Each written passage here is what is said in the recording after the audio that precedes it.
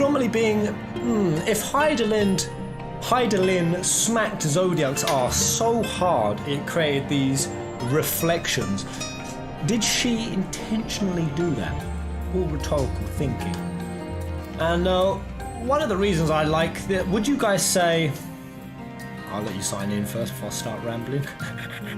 Hello, Pico Man. Jay Defined, welcome back, mate.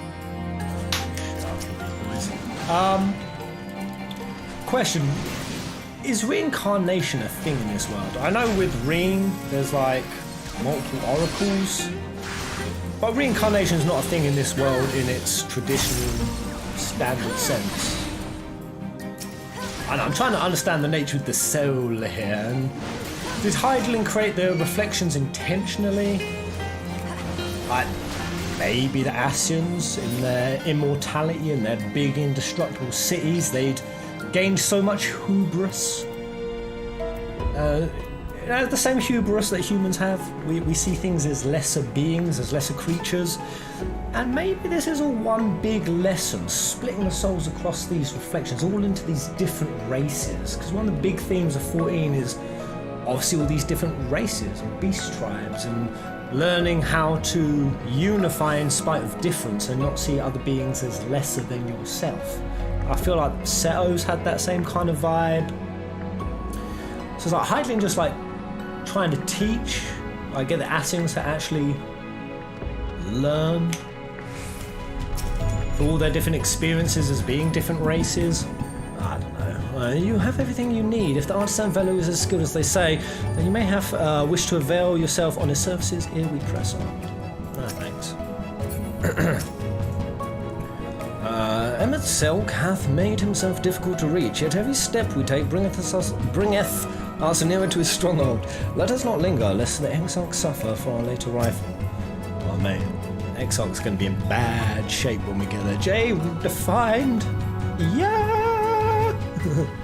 Thank you, mate. Meeting the Ondo was fascinating. They live just like us in some ways, but act completely different in others. The way they think, the way they play. Again, this girl looking at a different race and being able to see commonality with them.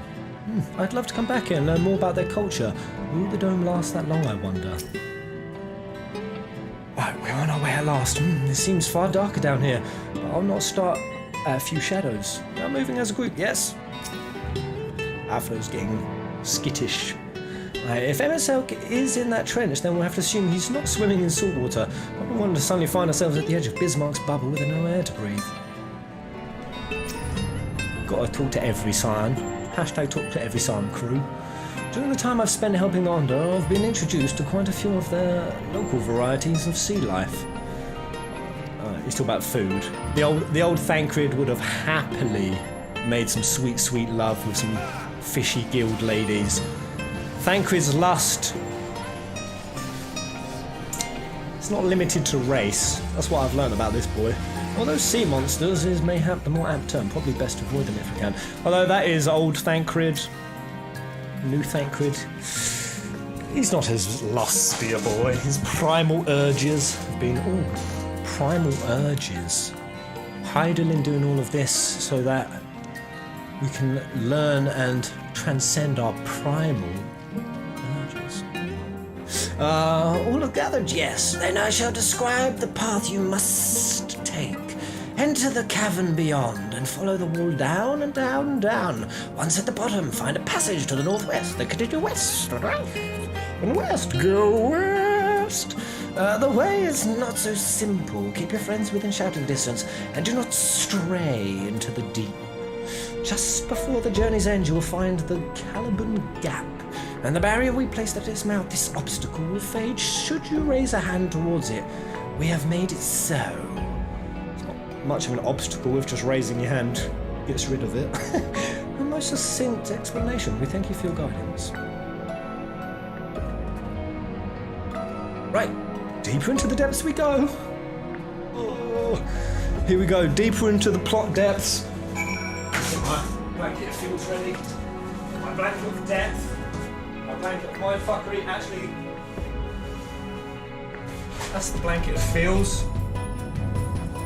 Let's go for the blanket of Bob. Bob Marley.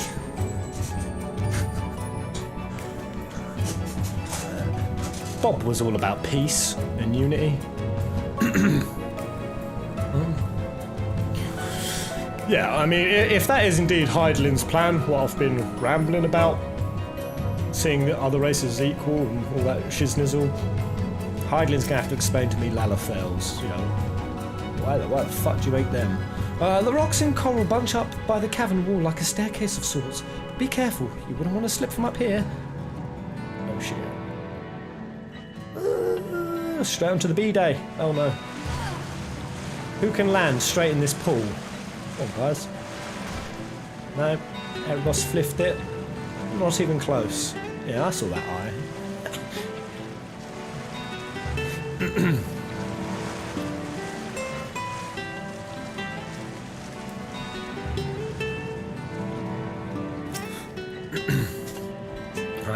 Our guide bade us travel to the cavern floor and thence to the west. Yet 'twould seem these twisting tunnels defy such simple instruction.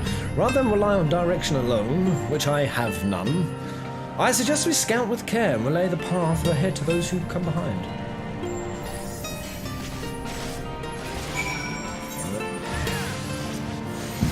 Who's gonna come behind? He's making me think I've got to go this way, but the map makes me think I've got to go this way?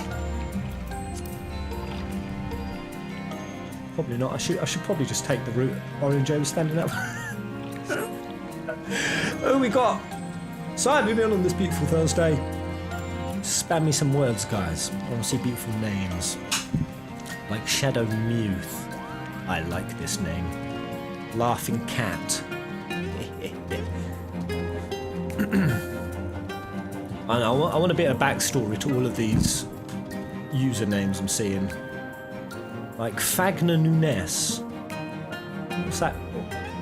What's the thing behind that? Ray Rambo. Oh wait, Ray is his name, right? Rambo. Is it Ray? The character Stallone plays in Rambo movies. It's coming, I can smell it.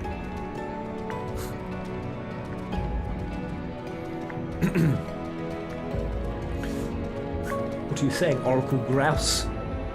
John Rambo is the character, yeah, of course it is. Ray Rambo.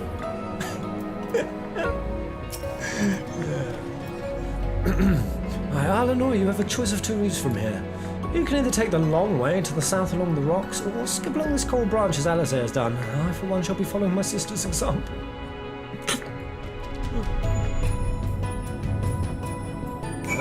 I'll do that too then.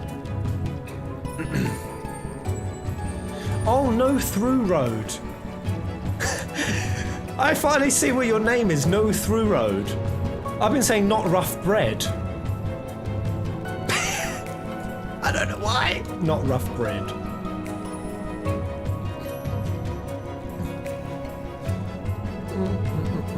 Not even Nomura has enough buckles. What I'm going to need? Surely. Have you seen Lulu? Have you seen Lulu lately? Have you counted how many belts she has? Whew, not to it. That's it. It's already gone ahead. We should catch up to her.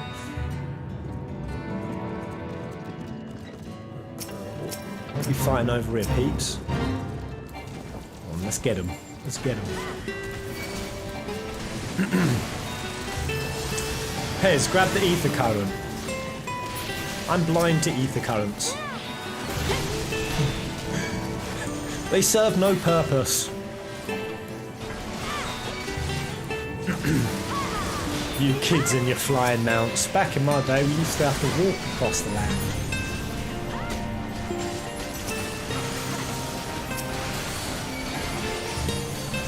What is this, technical finish? Damage dealt is increased. Who gave us that? The net's best thing. These fake names.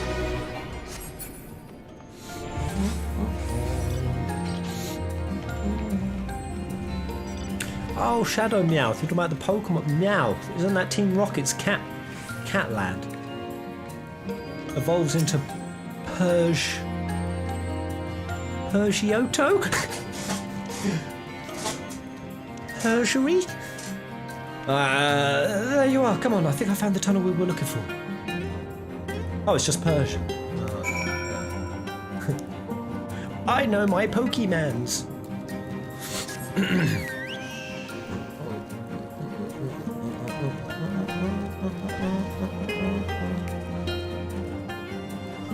Oh man, I'm so hyped when I get to do the Neo Automata raid in this. If you had to pick the next out-of-franchise collaboration, what game would you go for? What do you think would collab well with 14? Don't say Pokemon. KH? KH would go alright. Bit of Devil May Cry.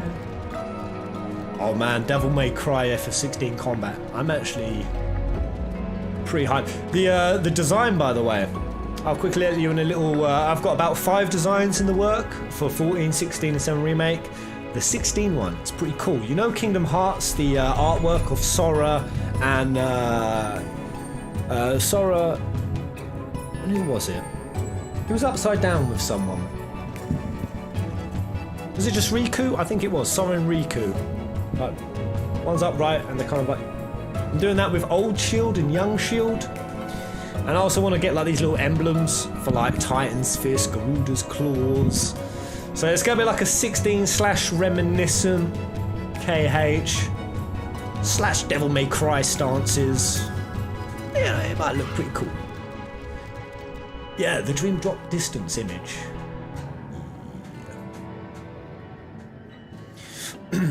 Yeah, this must be the barrier the Yondo spoke of. It's an ominous looking barrier it is. 14 and Fortnite when? Oh no. 14 and Fool with Fools guys. Well, that was rather more arduous than expected. I feel a sudden rush of gratitude for the smooth roads our ancestors cut through the wilderness. Sometimes I've had that thought as well, you stoner. You see a path through the woods, you're like, oh shit man, someone step this down for me. 'Twas a treacherous path indeed. Now I believe one of us needs but raise a hand to banish this next obstacle. Lenora, I elect you to do the honours. You meant expect. He expects me to do the honours. Yes, go on, just fucking raise your hand at this ethereal barrier. Based on what some fish dude said who might actually be working with him. Oh, okay, go on, just like that. I suppose we should head in.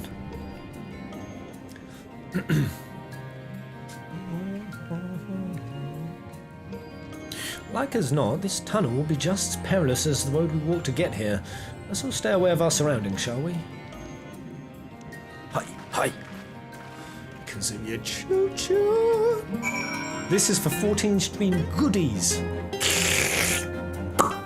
I slurp up that schmeckle with much gratitude. Urchin fish. We'll leave these boys. The urchin fish are coming! I'm getting the, what was that? Would anyone remember the name of the garden we went in with Lightning and Hope? That freaky, like, garden facility where they were doing all that bio-experimentation, bioengineering. That was so pretty. That's my preferred fantasy setting. Mooter! Hello, Mooter! How are you? That is a very long drop. Please, no hero jumps over the edge, Laura. I don't think my heart could take it.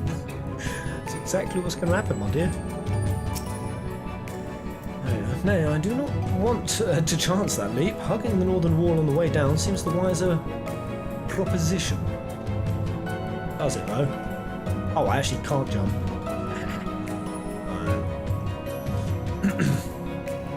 Hype train coming. Yeah? As long as you tell me when to buckle up, buckle in, pepper my Angus. How much pepper? A light seasoning? Try get that Angus real peppery. Do. The time is now. Shit.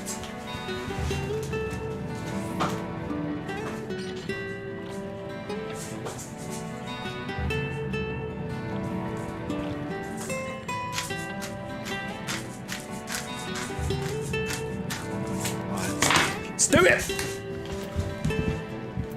Ooh, ether cup. I'll have you.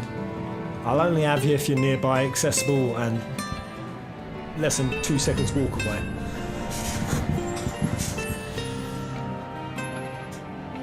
Guys, I don't know, man. I've applied that pepper too soon. My heart rate's really getting up. It's right, we can survive it. We've survived worse than Emet-Selch. We really haven't. we really haven't. Emmett makes Xenos look like a petulant, angsty teenager.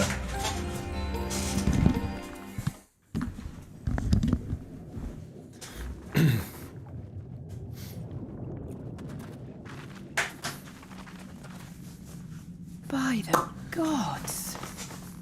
Go on. Is it? Has Exarch been blood-eagled? Oh no. Okay. Oh, so, wow. Oh, very Valhalla-ish. Very Valhalla-ish. With the arcs. Oh my god. And Emmett's gone and turned on the lights in every single building. God damn it. They spoke of a city. I did not think they meant an actual city. Holy schnizzle.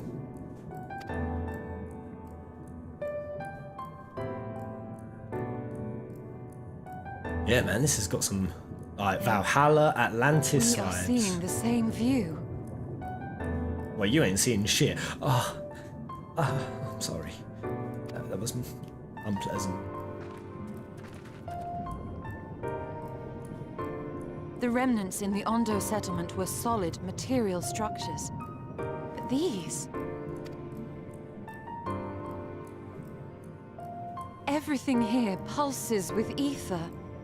'Tis an enchantment on a monumental scale. Yeah.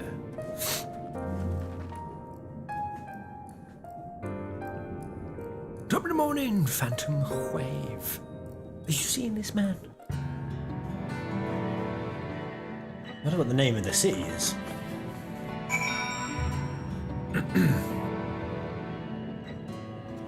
I was going to say guess the name of the city, but you guys probably know it. Pretend you don't know the name of the city and guess it. Asianopolis.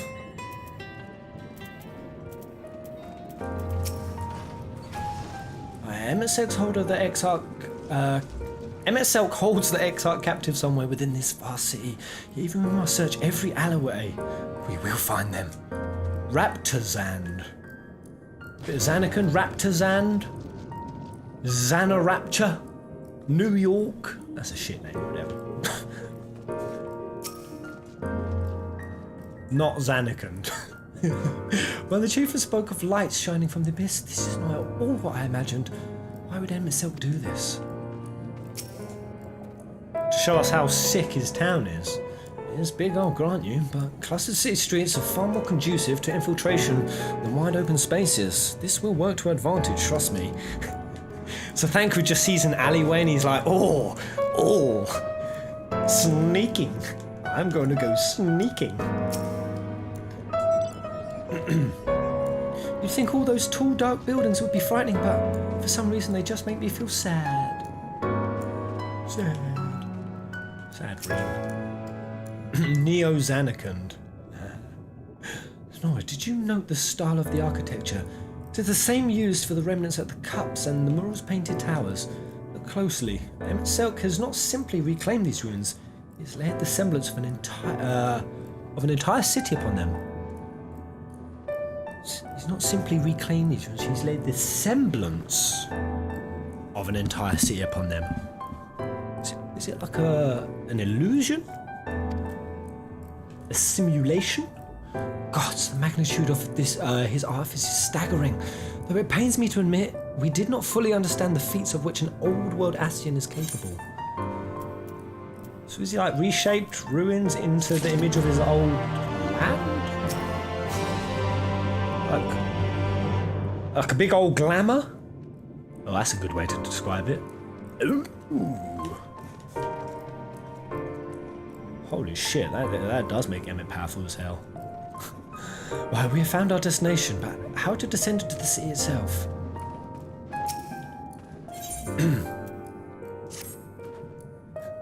I'm surprised there's not like some more like Emet-Selch statues in there, dotted around, big, tall and proud. It's intimidating, yes, but we have to start somewhere. Why don't we have a closer look at the tower to the southeast? We might be able to reach it from the edge of the trench. While I was saying that, I take that back with Emmett. The idea that he would want everything to be in his grandiose image, I don't know. There's a lot of evidence to say he doesn't really care about that. You know, he never decided to rule any of the empires, the Allagans, the Garleans. Is he a hog for worship? Is that what he wants? I don't know. Aggrandizement? I think he's probably above that. Or he wouldn't give a shit about getting the recognition from beings that he sees as inferior. Why don't we have a closer look at the tower to the southeast? We might be able to reach it from the edge of the trench.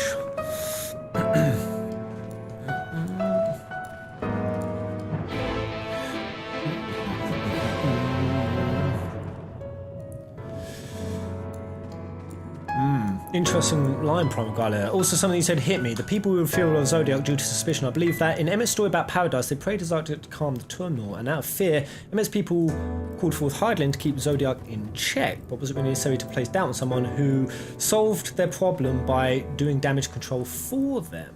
Sounds like Emmett's people have no sense of gratitude. Oh, what I'd counter to that is if Zodiark was summoned from a state of fear, trepidation, then Zodiark would always kind of embody those qualities, surely, of like fear, destruction, and that's why after Zodiark saved from the calamity, he became a liability, and that's why the other people prayed Hydaelyn in.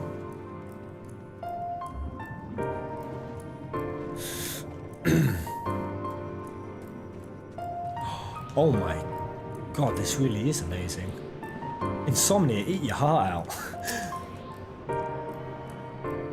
Good grief. Gotta say though, they're very high-rise buildings. Makes me think that either population control was a bit wild, which, you know, if everyone is born and they're immortal, is population pretty crazy? Maybe that's why Hydaelyn created the 13 realms, to split them across multiple. Because the first realm was 2. I'm just speculating.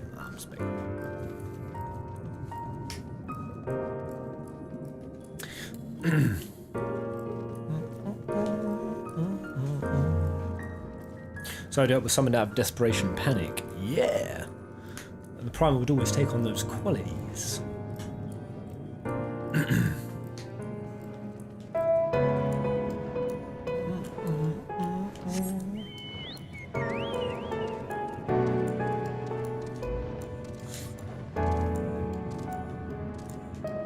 I'm wondering how the theme of the hubris of the light, predominant theme of Shadowbringers, how it's going to tie into this Hydaelyn and Zodiark finale.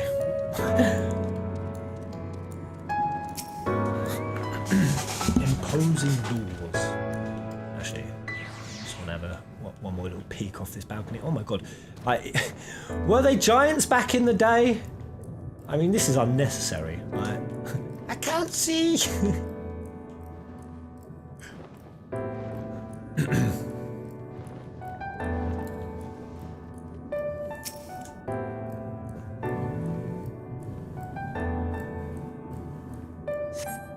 Even the door structures were very, very huge.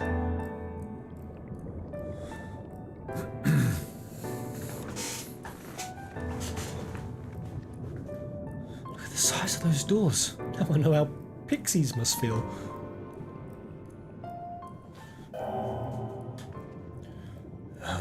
That's gonna be Emmett, isn't it, you fuckface? Oh, Troy, I recognise. Oh no. Welcome to the city of Amaurot. Is it an AI? Will you be riding the lift? What? Did the building just welcome you? Fuck. This defieth all logic and reason. I'm out. I'm officially out. A talking building. This shit is too fareth. Mayhap it is not so passing strange. Did Emet-Selch not invite Lenore to visit his abode?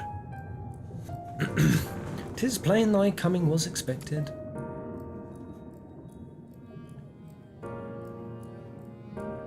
Where will this lift be taking us? Straight to death.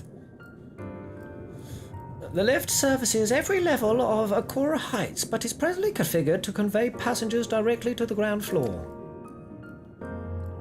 Well, there you have it. In the absence of some few hundred yards of rope, we have little choice but to accept the offer. With emphasis on the we. I'm not about to let you walk into that place alone. Alizé, Alibay. Ground floor now. Yeah, I'm going to be commanding. Ain't showing this building no respect. As you wish, the lift will arrive shortly.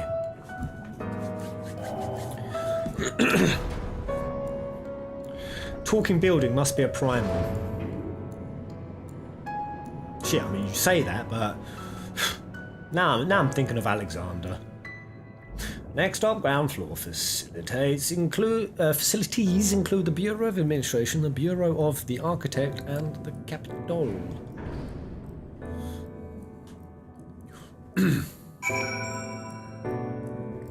Emmett never said they were immortal, he just said they lived for a generation and didn't know sickness. The Asians that are unsundered are immortal now. That is quite an important distinction. So death still did come? But presumably hundreds of years or longer. I just can't believe how tall everything is. Oh man, it's pretty wild. Seems peaceful enough, he said. Tempting fate. Each of these towers seems a veritable city in itself. Even a Gygus would feel inadequate in such surroundings. Just a moment, I thought I saw something. A little scampering form. If mine eyes do not deceive, we stand in some manner of communal square. Could be. Oh, shit, that's the White Tree of Gondor.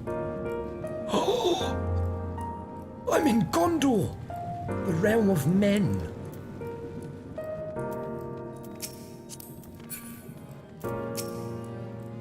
Women not allowed. Hit the beacons! Like the beacons! Abandon your posts! It's only at this distance that you start to realise just how big the buildings truly are. What did that voice call the city? Amaurot. Oh, that's the name of the city, okay. I'm saying that wrong, aren't I? Amaurot? Amaurot. Amaurot. I nailed it then, didn't I?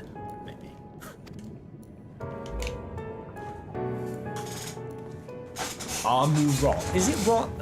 It just doesn't sound very nice. Alright, look, over there. Oh, it's fucking Xehanort. Oh my god, Baggernaut's just made an entrance. Is that a person? Oh, no, my mistake. That's a giant! Were they giants? It doesn't seem to have noticed us yet. My comment about the giants, was that some legit giant or no? A resident of this place may have much more and more to tell us. I say we make the first move. No, you can't just... Oh. Go! My twin is a twat. Hello. Oh, he is a big foo. Please excuse my boldness, but might I ask you a few questions? If he now grabs your head, Alphino, and crushes it, you deserved it, bro. Oh, he's a big lad. what adorable costumes. Are you children on an excursion? This district has much to teach you. How odd. That sounded like no language I've ever heard. And yeah, I understood every word. He's speaking straight into your brain noodle. Just as he understood us.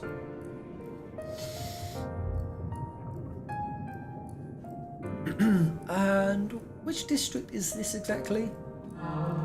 You must be poor, lost poor things. You stand in the Polylarite district, wherein lie the institutions most vital to the management of our star. Management of our star. Hello. This is where we find out that they.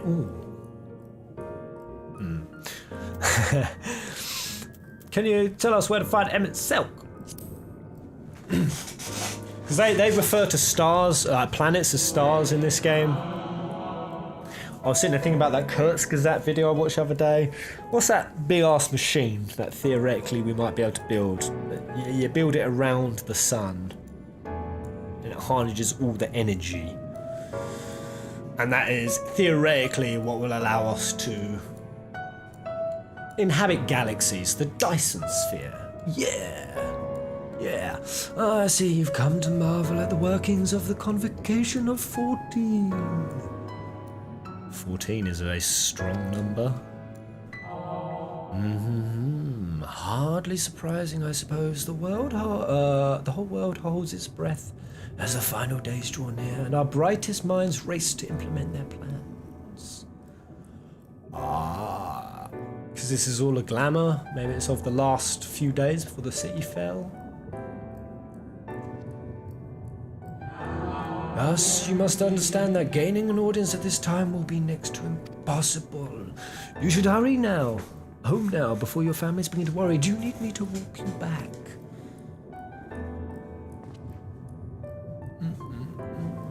No, thank you. We will be fine. Us small midget folk. Very well, take care, little ones.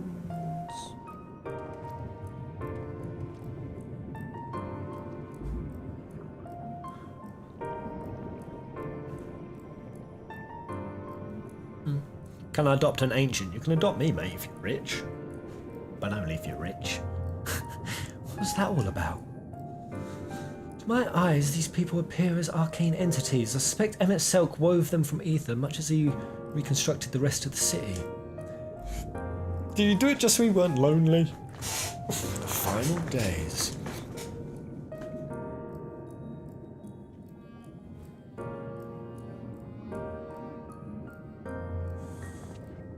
Such words well befit the oblivion described to us by our Ascian foe. A catastrophe of unprecedented scale which did set in motion the summoning of Zodiark, and thence Hydaelyn herself. But that happened centuries and centuries ago, didn't it? That man spoke as if they were rushing to avert a disaster here and now. Get with the program, Reen. Unless, for these people, the distant past is the here and now. Cool. I believe thou hast the right of it, Master Alfin Way. This ethereal Amaurot and its residents appear to be phantoms of a different age. Emet-Selch hath resurrected a memory, a moment in time from before the star was sundered. The fact that they mentioned something about the Fort 14 a second ago, this is before the disaster happened and then it split into 14. 14 total reflections, including the void and the source and all that shit. That seems important. So we find ourselves in a long-destroyed city inhabited by the long-departed. An unusual situation to be sure, but at least we're able to parley with these ancients. In fact, they seem downright eager to chat. I say we use this to our advantage, split up, strike up some conversations and see if we can't learn the location of our quarry. While we're at it, it wouldn't hurt to wheedle out a few more details regarding this convocation of 14 and their impending disaster. Emmett knows we're here though, so he must want us to get to know and mingle. To mingling then. Let's meet back here when our jaws start aching. Yes. Let's all split up and mingle in a fucking illusory town built by our enemy. What's the worst that could happen? Alright, there's one of them blue questies that you guys said I should do. Should I do it now?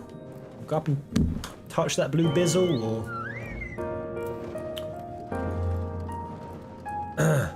Oh, that's just to get back up, is it? Or the quest is upstairs. Okay. I'll have a roam. Oh boy. So they were all wearing masks and black robes. Probably not. I wonder if Emmett was a giant boy at one point then.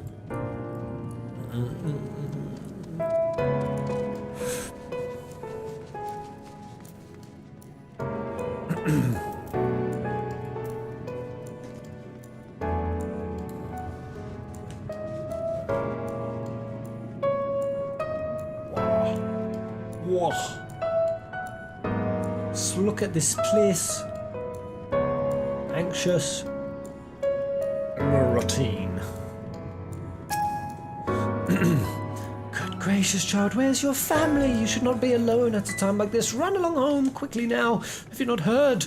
Though yet confined to the lands across the sea, terrible phenomenon afflicts our star. They are calling it the final days. 'Tis said it starts suddenly, a cacophonous keening from beneath the earth. The sound distorts all living things within earshot. Wrests from us control of our creation magic. This is a lot of words. So something beneath the earth starts the rumbling, and the sound distorts all living things. Rests from control of our creation magic, which will be ether based.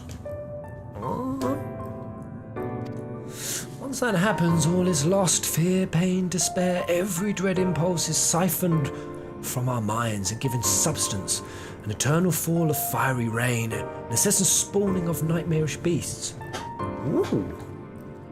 Okay, immediately suspicious now. I was like, what brought about the catastrophe to bring Zodiark in?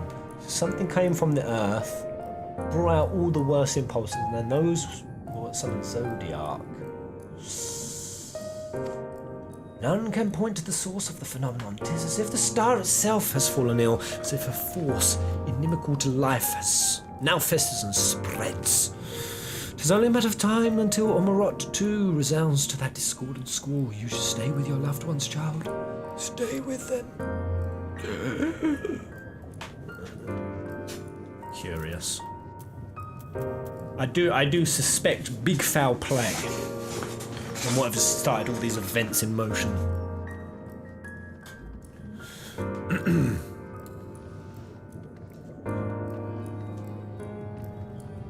Is this place Jotunheim or something? I see giants everywhere. Jotunheim, that's where Loki came from. How many realms did that split into? It was like 7, right? It's like 7 realms in Norse. This is the Bureau of the Architect, little one. If you require assistance, I should be glad to assist you, but you said on this is where you should be.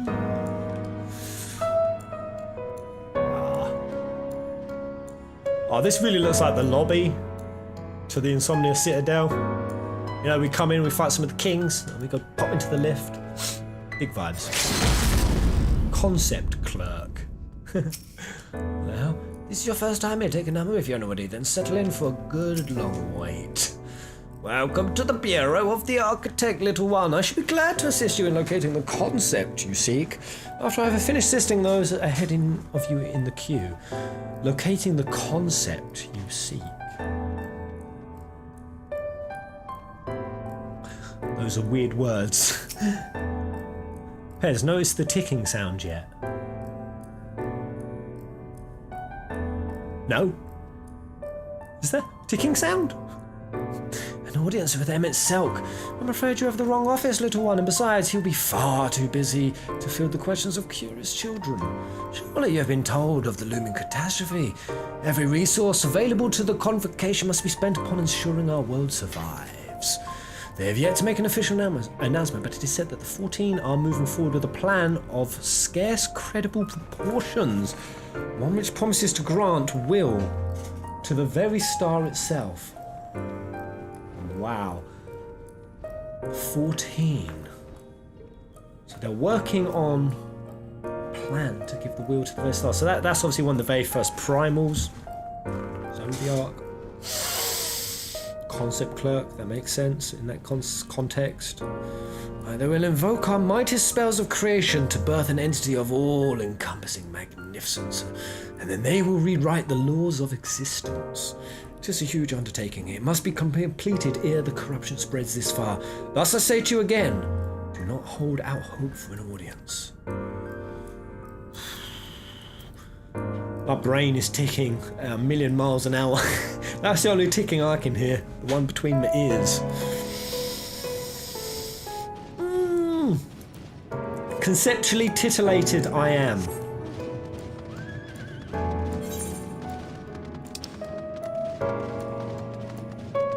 Oh wow, loads of area left.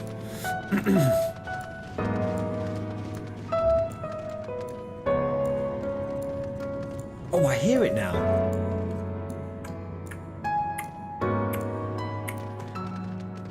I hear it. I hear the ticking. Alright. The man of my words, here is some pepper for thy Angus. It's peppered enough, man. It's peppered and tender. Thank you, mate.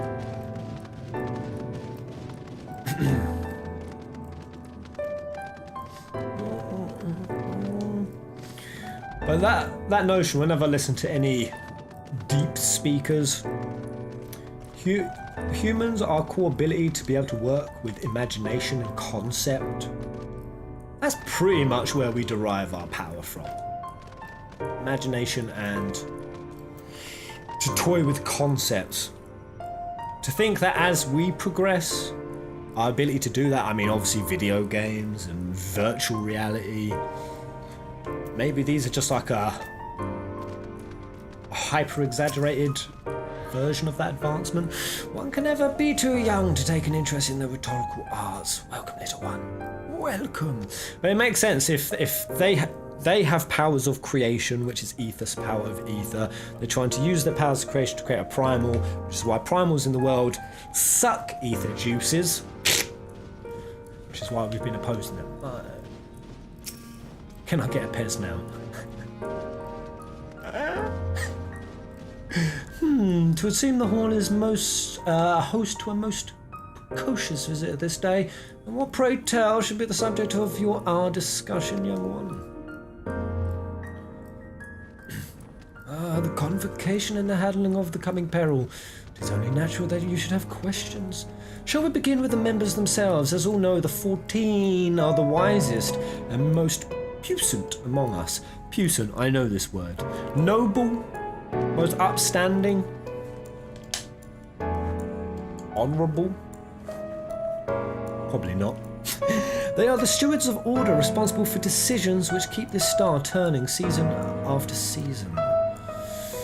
Be it the speaker, La Habrea, or the emissary, Elidibus, each seat is occupied by an elected sage of surpassing intellect. So, La Habrea, Elidibus, and Emmet are one of the 14. Or 3 of the 14. Logriff, Mitron, Emet-Selch, their individual titles have, as a gesture of respect and a matter of tradition, their individual titles become synonymous with their incumbents. Thus it is with great incredulity that I greet this recent rumour that a seat in the convocation is soon to be left vacant. If proven true, 'twould be an unprecedented development and testament to the immense pressure under which our saviours are toiling. In any event, I for one am confident they shall deliver our star unto salvation.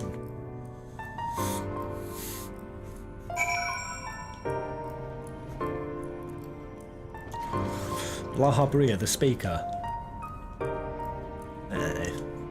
We all know La Habrea. He's a man of few words.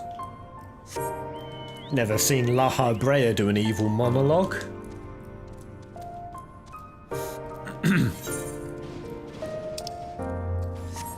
Why are evil monologues a thing? Can we try to explain and reason the existence of the evil monologue? I don't understand why there's any monologue before you're about to shoot someone's face off. If I'm about to kill someone, I don't give a shit what they know or don't know. Because they're fun. Or because they give the good guys a chance to kick your ass. Because most evil people are egotistical and therefore need someone to gloat before they follow through. Yes, yes. Well, that was an experience. I was never very fond of being treated like a child, but it did make asking questions less suspicious. A child? Compared to these giants, you're a walking fetus. A walking armoured fetus. Hello there, small talking fetus. Lenore, if I was not certain before than I am now, the people of this city believe they face the end of the world. I can't imagine what purpose compelled Emet-Selch to recreate this ancient Amaurot, and yet I fancy I hear his words to us echoing throughout this ocean trench. He would have his story known. What is all this materia bullshit?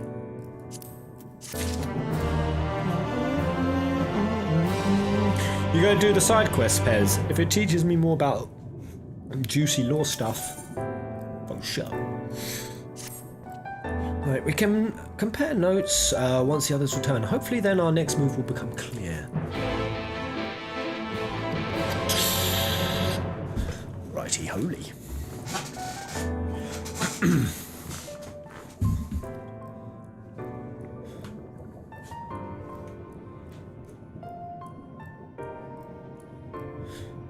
If only one breeder was here.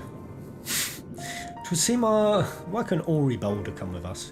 It would seem our conversations were much alike, a looming disaster.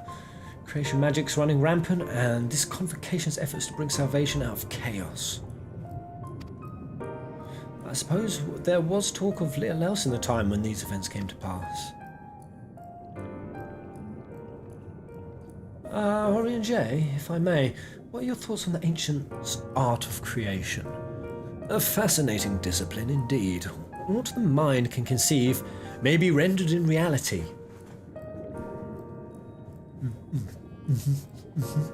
All that is required is a clear concept upon which to focus one's will. Damn, Orion J handing down life lessons. 'Tis not dissimilar to the primal rites taught by the Asians, wherein ritual ceremony breatheth life into figments of myth and legend. I see we arrived at the same conclusion then. The people who lived in the age before the Sundering were blessed with vast reserves of mana. No matter how draining these creation magics must be, it seems they paid the cost with not more than a fraction of the ether which coursed through their own bodies. Sweet. If we were to attempt the same, such spells would soon deplete our energies, and then seek to draw the balance from elsewhere, from a hoard of crystals mayhap, or from the very land itself. Thus, when this art of creation was placed into our hands, it became, in effect, a means for destruction. It feels like there's so many plot elements throughout the entirety of 14 coming to a head. Pez has to do the DMV. Oh, don't make me go to the DMV. Oh, not the DMV. An interesting matter, which no doubt bears further study, but despite all these revelations, I worry we are no closer to finding Emet-Selch. He will only be found when he wishes to be found. Has anyone learned aught which might lead us to his location? Not directly, mayhap, but from what we've heard, it seems the convocation of 14 is sequestered. Oh, that's a nice word. Sequestered. Can I sequester a subscribe from someone? Go on, give us one, someone. Sequester me a subscribe. Capitol building. When we went to see for ourselves, the attendant wouldn't let us through without a writ of permission.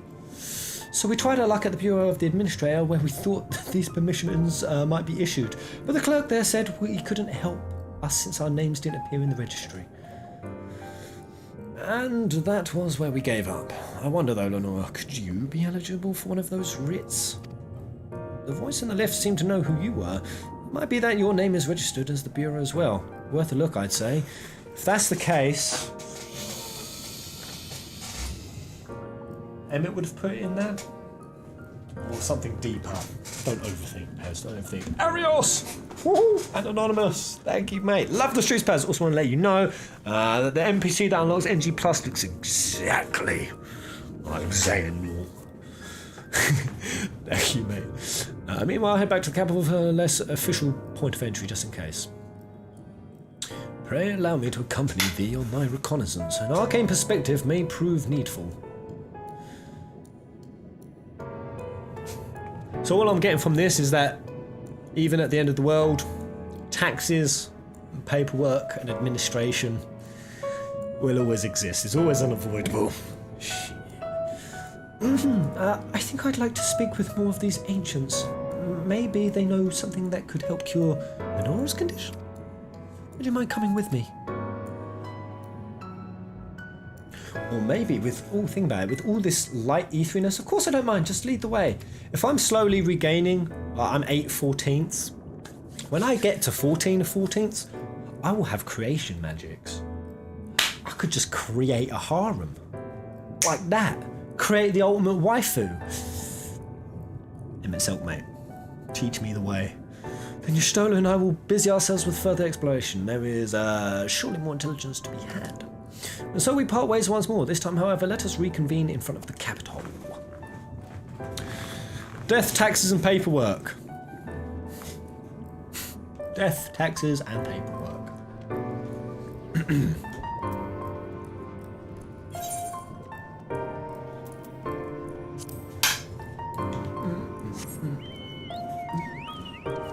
Have we got any administrative clerks in the house?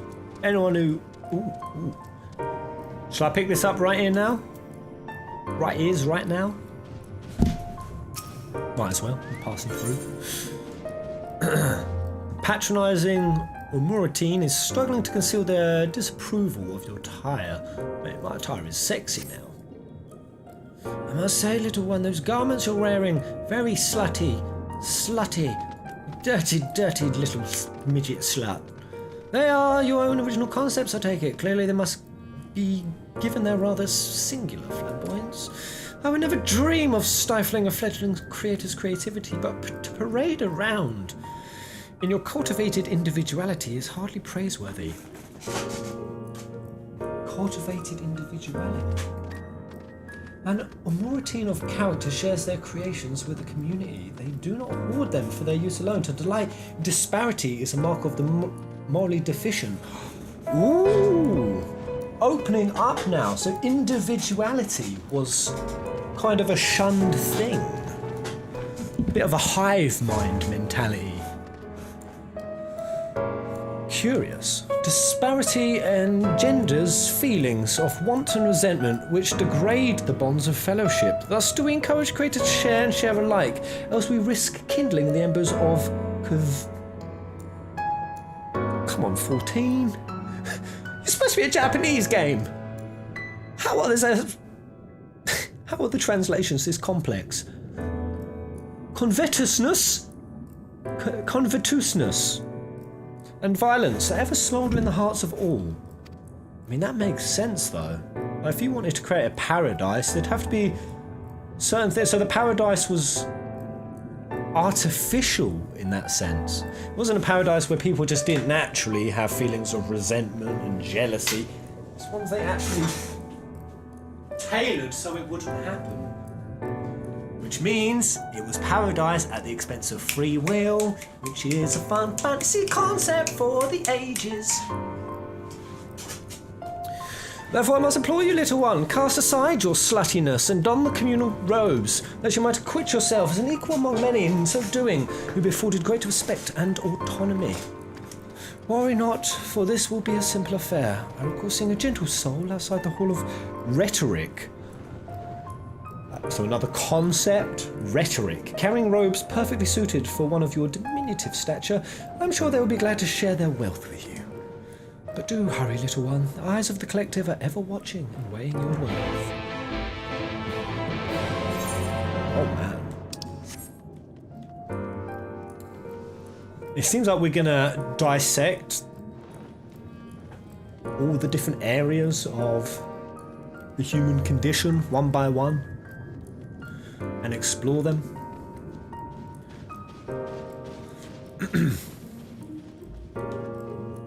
What I'm running through my head constantly is, while it might not be perfect, it's necessary.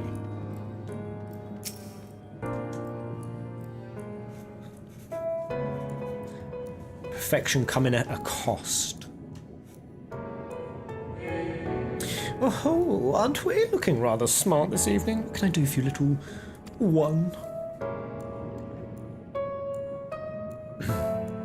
The Amaurotines were so powerful, if they gave in to selfish impulses, terrible things would happen.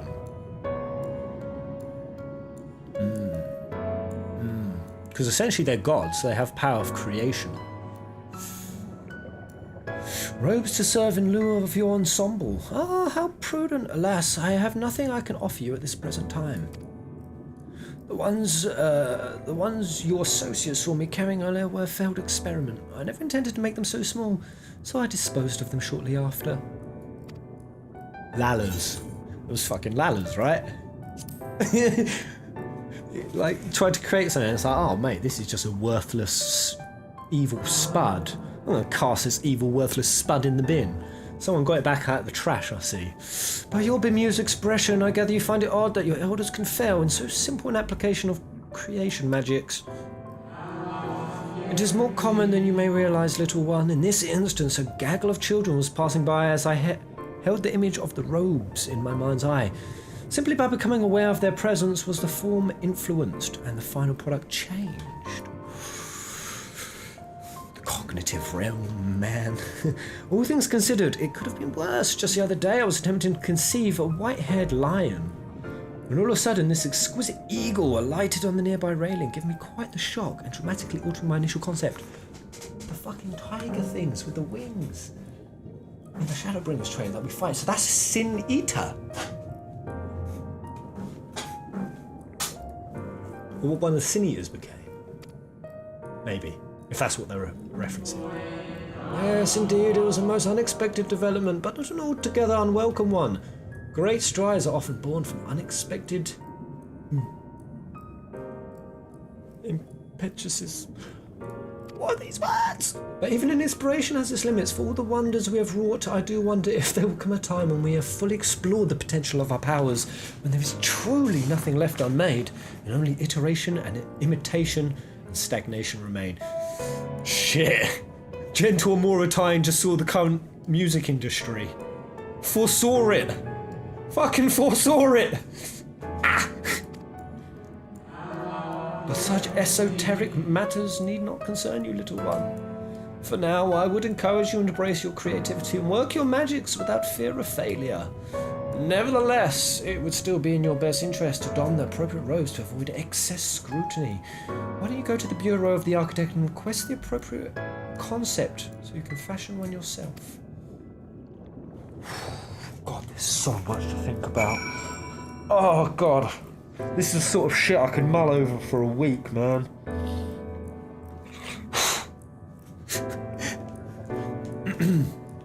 Let's go grab whatever questy lies in here.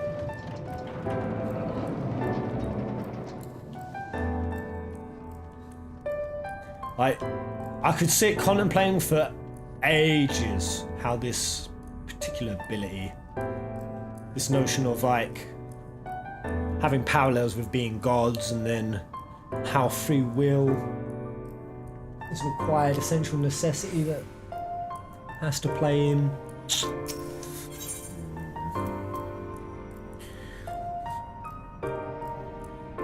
All the Amaurotines basically became their concepts. Greetings, little one. Come to debate, and at so young an age. How wonderful. Shall we retire to the benches and settle on a topic? Yeah, let's debate it out, mate. Right, all my apologies for jumping to conclusions, my friends. My friends are not quite as fond of the Hall of Rhetoric as I am. So I have a habit of chatting up any potential conversation partners. So if you are not here to debate, I presume you're here to learn about the mysterious and esoteric goings-on here. It would be my pleasure to act as your tutor in these matters, if you will indulge me. The Hall of Rhetoric is, as its name indicates, a place where citizens may freely gather to discuss and debate all manner of topics. This central forum is ideal for open discourse, but smaller rooms are available for those desiring more intimate conversations. Oh, and there is a wealth of reading material concerning rhetorical techniques and history penned by the greatest minds on offer as well, should you wish to refine your techniques through self-study. To my mind, however, rhetoric is a living, breathing thing that is best experienced in the moment of conception and execution. Perhaps a demonstration... fat fingers engaged. I saw a contemporary of mine engaged in a lively debate earlier, just outside the hall. Go and see if they are still there, and issue to them my personal invitation to a friendly battle of wits. Mate. We need to set up this... we need to set up this branch, the Hall of Rhetoric, where we discuss things on equal, calm ground. But saying that, there's been a lot of stuff lately with like Twitter and Facebook. Something like, that's it, Auschwitz deniers were getting banned. Like certain other things have been getting banned. And while on a topic of like people arguing with the Auschwitz, it seems like a good idea to be like, yeah, ban that. Ban talking about that stuff. And that even includes, but the problem with that is who becomes the leader of that ministry of truth? Who can you trust to run it? You know? All of the platform leaders on mainstream media, all of them fed into the bullshit of the Iraq War. Who is suitable to lead a ministry of truth? And that's the thing, even with like the Auschwitz thing, but they take it even further. Like even legit historians who don't out and out deny Auschwitz, but they debate on how many died. They're even banning that. I mean, so it's a very slippery slope. It's very slippery, especially when like even like KKK or white supremacists or Black Panthers or shit. Why don't you start muting a certain group of people? As a slippery slope, because they'll come back to you next. Or they'll come for you next. I often think the best way to expose an idiot is give them the mic. But that is precisely my point, that their obsession with this so-called mandate to prove only the most beneficial concepts for wider distribution. Wait, that's precisely that their obsession with this so-called mandate to prove only the most beneficial concepts for wider distribution. Holy shit! That's just what we're talking about. Ministry of Truth. Woo. Sorry, my green nips are slipping. Never mind the ridiculous subjectivity of their criteria has led the Bureau of the Architect astray from its original purpose. Have you business with me, child? Regardless, I'm in the middle of a heated discussion with my partner. Come back later. Better to be silent and thought a fool than to open your mouth and remove all doubt. Oh, I like that. Yeah. I like that. No, my position has nothing to do with the intrinsic value of unique identity and whether or not it is retained. Rather, I posit that the reproductions of a given concept are inherently imperfect, unless they are themselves unique, albeit in minor but significant degrees. Individualization, individualism. And that carries intrinsic value of unique identity. Wow! Importantly, this variance is not to be condemned, but celebrated. Better that than to strive in vain for an impossible standard that, even if met, would leave us lesser for lack of diversity. Wah! Again, in that deep old book from those deep Hindu lads. So they said selfishness was the root of all evil. As for the purpose of life, they said expression. Expression in all its unique individual forms. And every one of them is inherently beautiful and must be preserved.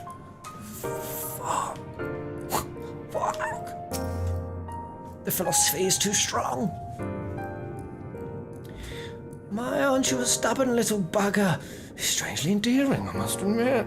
But we have all the time in the world. Why are you so insistent that I speak with you this very instant? You are acquainted with that chatbox. I suppose I do owe them a debate or two, and that was a good occasion as any, so be it.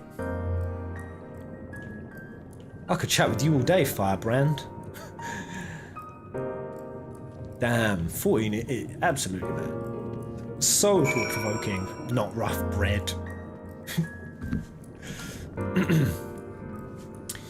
Are you planning on finishing Shadowbringers tonight? I mean, how long away? I don't even want to know how long away I am. But probably not. We've got about another hour on the clock before I've got to get some food and have any hope of doing the Dark Souls. So you're to be an observer. No, that will not do. You must be an active participant. You must engage in the discourse. Only by doing will you learn and grow, little one. Oh, yes, absolutely. Only being involved in the discourse will you learn and grow. That even feels like a little, like, shout out to the current gen of, like, young Democrats and young voters who are just so turned off by politics, getting involved in the national discourse. And then where are you going, little one?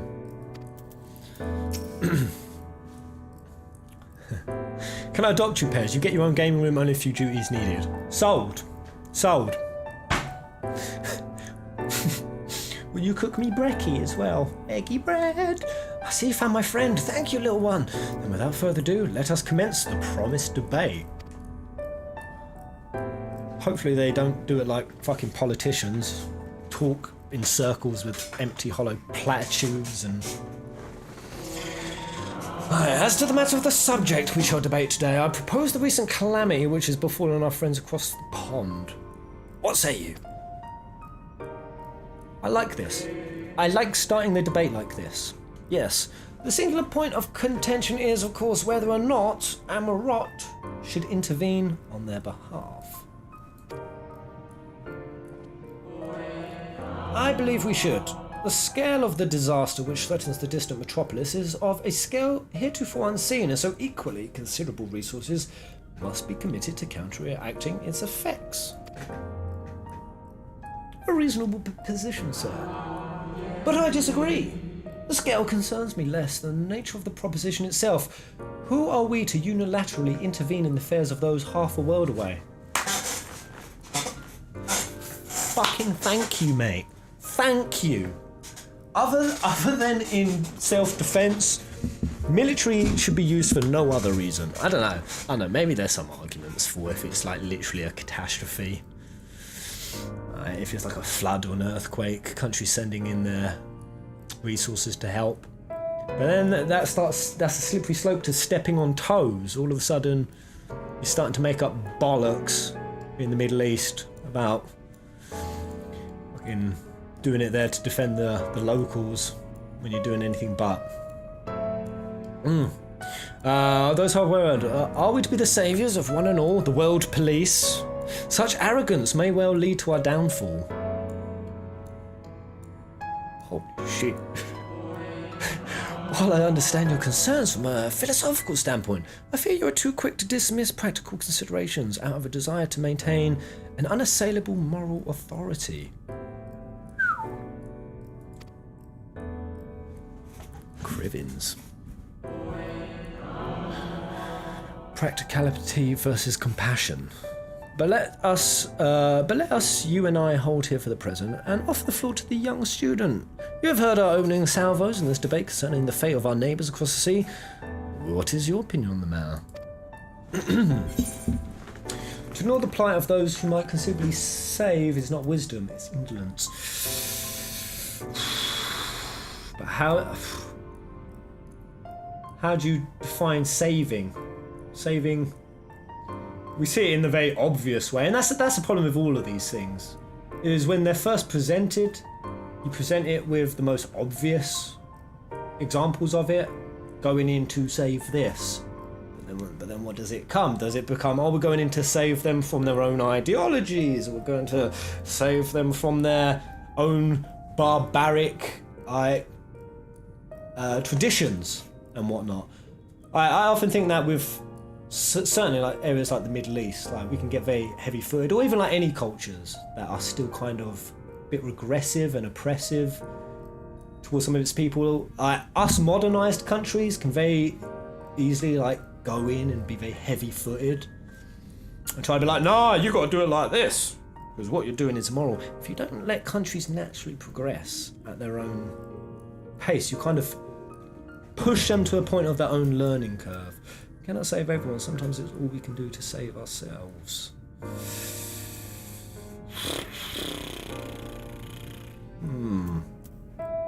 Let's just go with the first.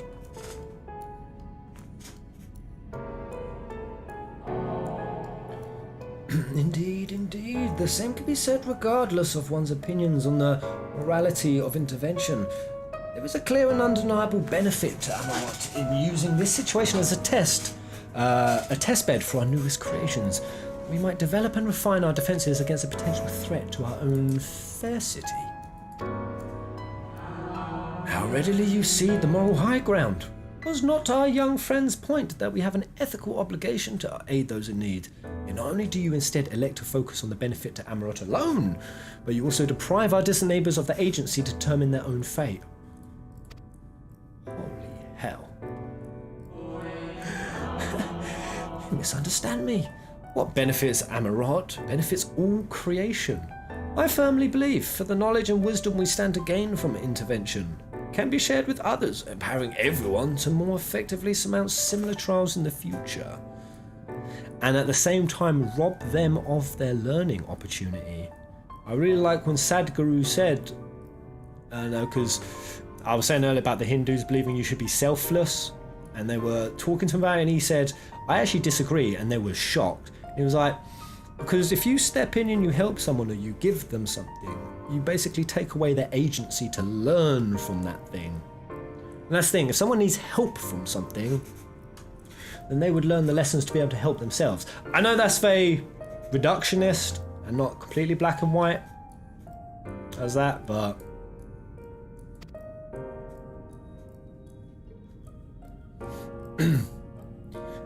you won't be able to have these concept conversations with Dark Souls, mate.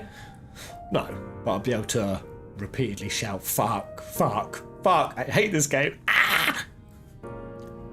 That's Dark Souls dialogue. Pineapple and pizza, yeah or nay? Well, have you thought about the pizza and its own agency to want pineapple upon it? Have you considered that? And then at what point do we accept pineapple on pizza to the point that so many others are left to suffer the picking off of the pineapple from the pizza? Nothing wants pineapple on it. Not even the pineapple. I must say, it has been far too long since I engaged in such a refreshing exchange of ideas. My colleague was equally delighted by the opportunity, you may be assured. Some decry as little more than an academic exercise. After all, we failed to reach a meaningful consensus. I dare say they missed the forest for the trees. Yeah, I remember reading a book on philosophy and how one of the first things is people think it's utterly pointless and you're talking in riddles for riddles' sake. But they missed the forest for the trees. Are we not more enlightened by the experience? Have we not been exposed to a greater variety of viewpoints? Is there not value in this alone? Absolutely. I truly believe we are blessed to be part of a society that exalts the free exchange of ideas and that encourages active participation in the public discourse. This may have been no more than your first foray into the exciting world of rhetoric, but since you have the soul of a debater in you, you may well have the potential to change Amaurot in ways no one ever thought possible. I shall be watching your trajectory with great interest, my young friend. I mean, you could even say like video games are like rhetoric.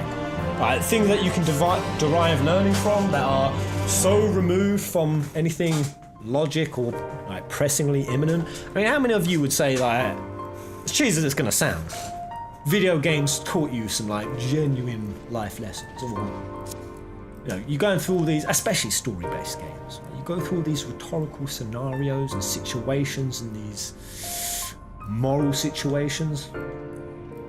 That shit definitely taught me as a wee boy. FF7. FF7, man. I have no doubt it shaped my moral compass in Something. I want to get an ancient plush. I've got an ancient plush laying around.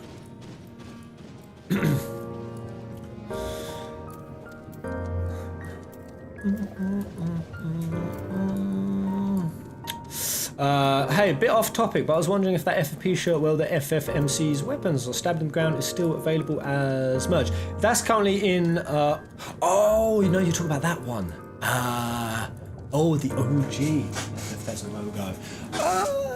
No, I never put that on the store, actually. The one with all of the MC's weapons. No, you after one. I'll send one out to you, Noctibadica. I think I've got like 100, not as many as 100. I've got a box of them somewhere. A box. Are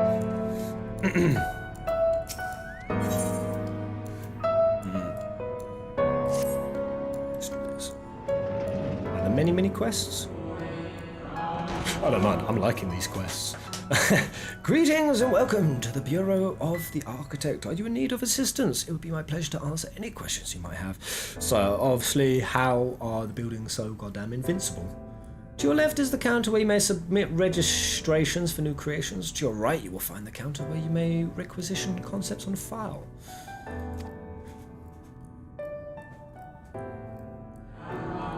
Am I correct in assuming you are not familiar with the service we provide? I see. A more detailed explanation is in order then. You understand that by harnessing the powers of creation, we can give physical form to all manner of concepts, yes? Including an indestructible material? Yes.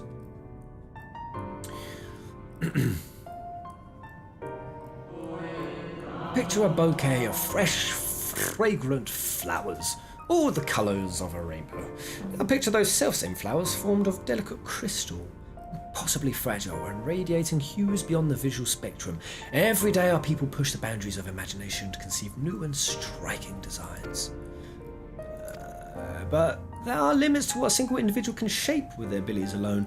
Those who harbour great ambitions may offer their concepts to others here. They might, with the strength of many, accomplish what one cannot. That makes an awful lot of sense.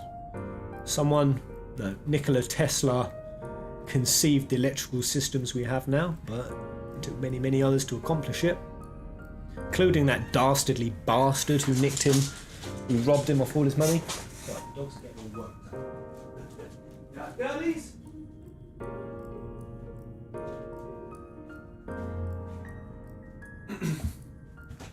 I can hear a dog squawking.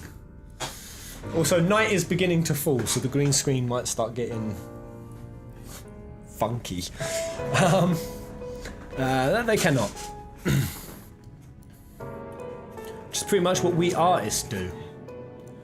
What, nick other people's idea. Nick their ideas. All concepts are approved for wider distribution, of course. Dangerous, subversive creations pose a risk to everyone.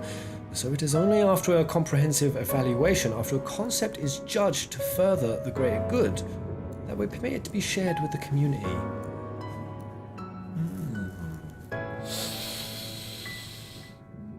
For the greater good. I'm just thinking of all the kind of ideas that could slip between the cracks with something like that. Because there's many. Only what's determined as the greater good. Do you understand, little one? Since you are here, I think you might benefit from conversing with some of the others currently availing themselves of our services. Why don't you go and speak with some of the citizens waiting for the registrations to be processed? Much as I would like to believe my explanation was more than sufficient, I expect that you may gain greater insight this way.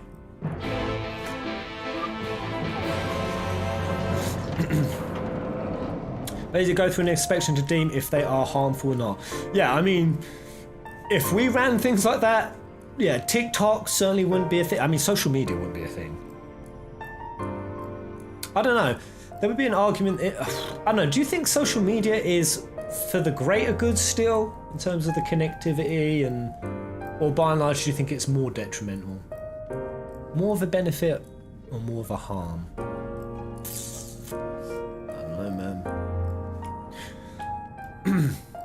Also, just complete that. How would like homosexuality, for example, work as a concept? Because that doesn't seemingly have an immediate benefit in terms of race and repopulating. I know it did in tribal days, though. Really cool story to hear that tribal people, they used to regard homosexual people really quite high, and actually the tribe leader, if he got too boisterous, too domineering, too controlling, too aggressive, whatever it is, he would actually go and spend time with these more effeminate men. Not to say that all gay people are effeminate, but again, they served a purpose. I don't know. In that sense, I think it is more of a benefit. That's kind of why I get a little bit annoyed with the whole culture war going on now. Like, where you've got all these different minorities trying to get recognition in society, and some people get pissed off with that and say it's snowflakey, it's a liberal agenda, wanting us to get our pronouns and descriptions. But at the end of the day, if you can have every minority be recognised within a society, the fabric of it is only stronger for it, man. Only stronger for it. I believe. But at the same time, word policing is a bit of a slippery slope again. Oh. Hello, little one. So rare is it to see one of your size roaming about here? Come to learn about the Bureau, are we? I'm here today to register a new creature, boneless and with semi-translucent skin. It drifts through the air like a dance on a summer breeze, its tentacles trailing behind. It's describing Ultros. Wait, what is it describing? It utilises gas bladders to propel itself from place to place, you see. What are they describing? I'll admit it's not the most elegant of designs. I'd not shed a tear if it were rejected, quite frankly, but what can I say? I take pleasure in conceiving unorthodox designs. A beginner like you shouldn't take after me, though. If you're looking to pick up a few tips, you should probably ask someone else. Is that my number they just called, if you'll excuse me? My reading abilities are declining.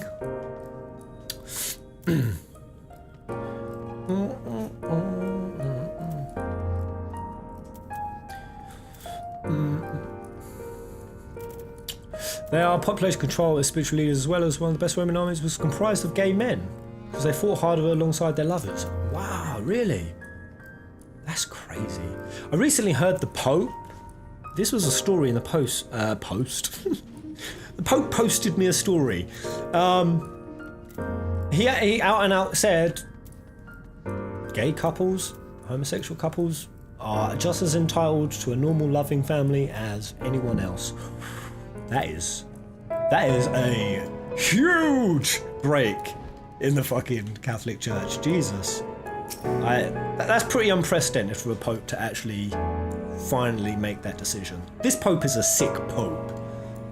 He is the best Pope right now. Like the way he calls out capitalism and just how far it's gone. He's actually a decent Pope. Well, are you the child I saw speaking with the attendant earlier? I thought so. So young and already so eager to learn about concepts and creations. That curiosity will serve you well, little one. I've been credited with a few popular concepts, I'm proud to say. I'm hoping that my latest will be equally well received. Autonomous figures. I'm getting the sense, quick question. Do they breed? Do Assassins ever have children? I mean, they're saying little ones. I'm just thinking, obviously they always wear their robes, like, there's male and female. They did. I don't know, it'd just be weird to pick out an actual partner when you all dress like this. I say my latest, but really it's the product of many others' efforts and individual insights. But such is the case for every masterwork, I reckon. Autonomy notwithstanding, these creations know no fear. They are wholly devoid of emotion, and will without hesitation or resistance engage in any dangerous activity, even if death is assured. He's describing me, my character. There's a beauty in that, I think, and I hope the officials do as well. I tell you, there is nothing more nerve-wracking and thrilling than the waiting period before you receive the result. I love it and hate it in equal measure. Anyway, that's all I've got to say about it. If you're still keen to learn more, why not pester that worry water over yonder? Come to think of it, I think their particular creation was designed to appeal to children. Interesting what he could be referring to, like something that doesn't feel fear.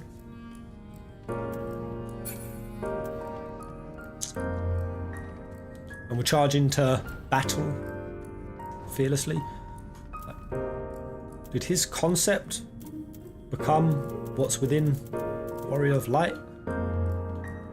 Well, I'm sure Warrior of Light does feel fear. It's not devoid of all fear.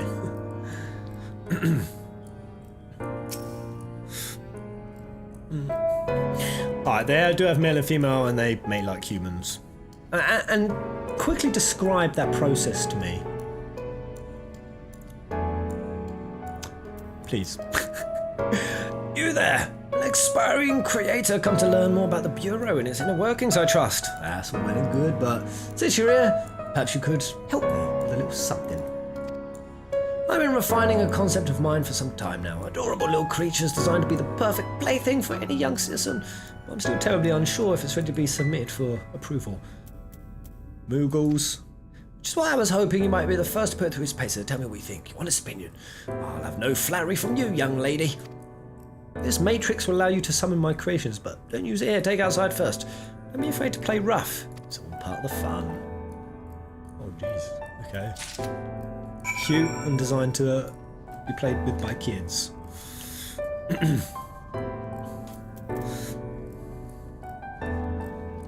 Well, Pez, when a man and a woman love each other, go on. They will age into adults, but stop once at a certain age range. I think I put two comments together that shouldn't have gone together. Do I just do it out here?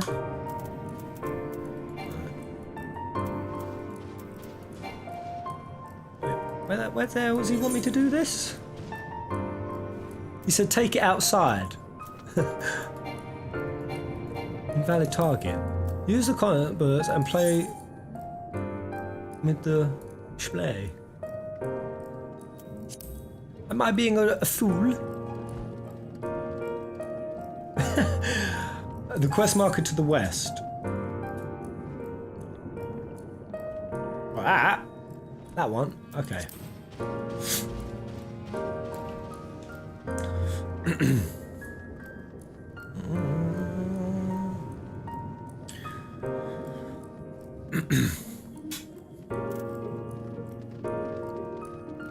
You know what I was thinking earlier, and it kind of ties into this. I was walking the dogs and it really played in my mind. What is a personality? And where does it come from? Obviously a great deal is nurture, but there is something in nature. Like you can get babies with distinctly different personalities. What is we'll gear towards these different roles, these different areas, these different outlooks, these different insights. Some of us are carers and supporters, other ones are free thinkers and entrepreneurs. Where does personality come from?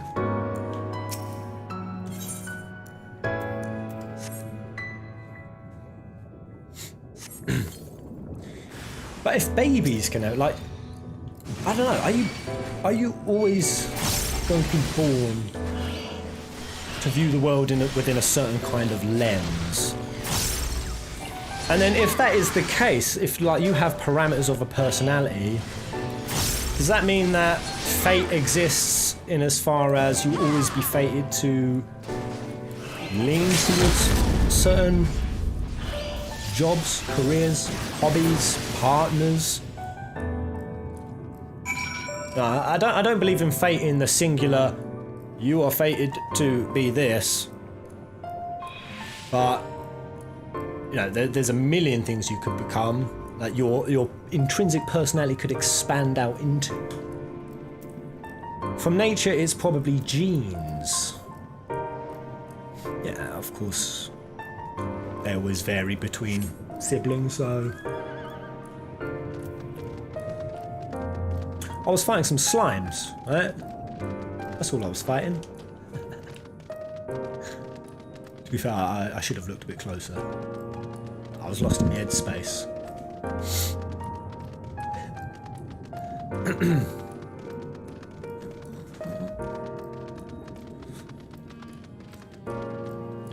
Such fun. They were talking. Friend, play with me, friend. Bye. Down I go.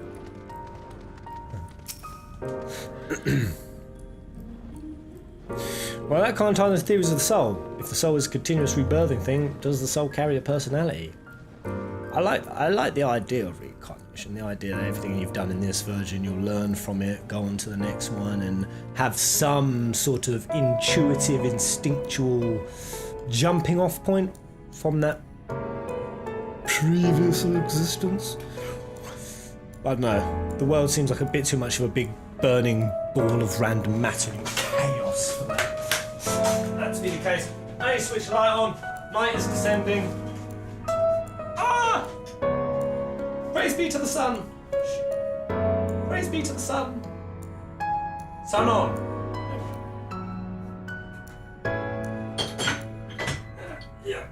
Yeah. That's a little better. Candy for trail, thank you, mate. How did you find my lovelies? Were they so delightful and engaging as I'd hoped? Tell me everything. Spare no details. God damn. Look at that difference. I say, they spat nonsensical phrases and attacked you like mad beasts. How distressing. Not at all like what I intended. My sincerest apologies to you, little one, for the unpleasant experience. Still, from these experiences do we go stronger and wiser. I look forward to the day when you'll try your hand at a creation too. I already did. Character creation. The character creation of FF14 has suddenly taken on a whole new... Hello, I'm here.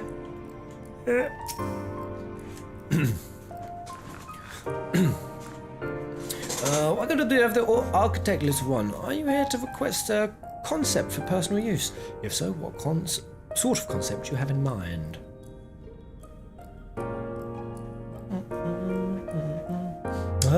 Communal robes. That would take but a moment to prepare. But before I fill your request, I should caution you. Pardon me for asking, but your creative potential is relatively low, is it not? We are trained to assess such things, and I fear that you do not possess the ability to express this concept in physical form. It's almost as though you completely lack it. No, that can't possibly be. But regardless of the reasons, you needn't worry. We have special tools that we use to address this very eventuality.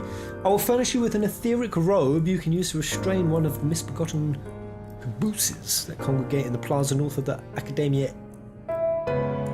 And neither. You will need to weaken your quarry before you can reliably bind them. But once you have, you can repurpose the energies to create your own robes. Okay. Interesting, they've made a robe for something that would never ever happen.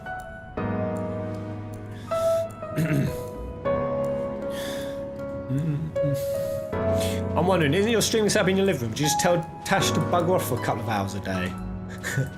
Well, this is actually just a sidey home hustle. As you guys know, before I went travelling to Southeast Asia, after that my plan was to move abroad. So I rented out my old property, and then COVID struck as I was in Southeast Asia. So we're just kind of in a small annex at the moment. I'm going to be moving at the start of the year. So Tash, she works from home, so she just sort of offices in another room. While I scream like a madman in the front room. Let's kill this slimy caboose.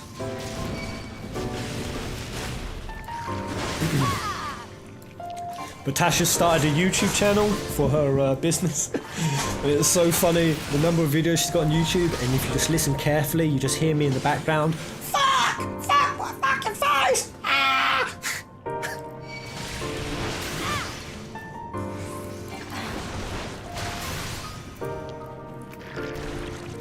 Get roped, boy.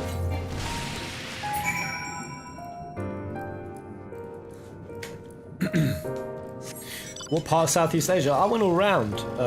Started in Kuala Lumpur, Philippines, Thailand, Bali, and there was another one. Malaysia? No, that's Kuala Lumpur. What's that? Singapore. Singapore. Man, Singapore was cool. I shit you not though, I can understand why the US and UK are struggling with COVID. Because legit, guys, I was in Singapore and the report came in while I was there that one person had got in Singapore. I shit you not, I got a taxi driver and we was chatting on the way. He was like, it's a really quiet day, really bad for business. I asked him why, and he said no one's coming out of their house. And I was like, what, because of the COVID thing? I was like, what, if they told everyone they have to stay in? And he was like, no, they've all chosen to. Like, they chose to. And obviously like the same with Asians wearing a mask. Like, they just do.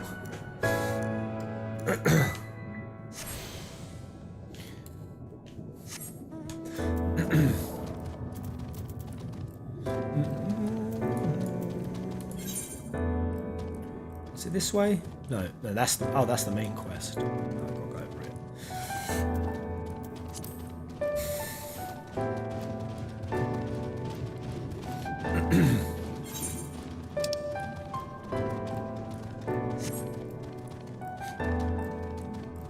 Yeah, it's curious to me, the times we're in and the conclusions people have drawn about the pandemic situation, how much is to not be taken seriously, how much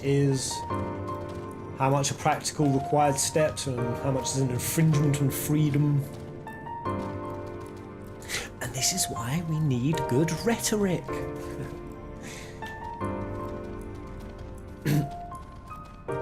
We need to be able to host discussions like an Asian. Be like the ancients, wear masks. Welcome back, little one. Did you succeed in binding a cubus?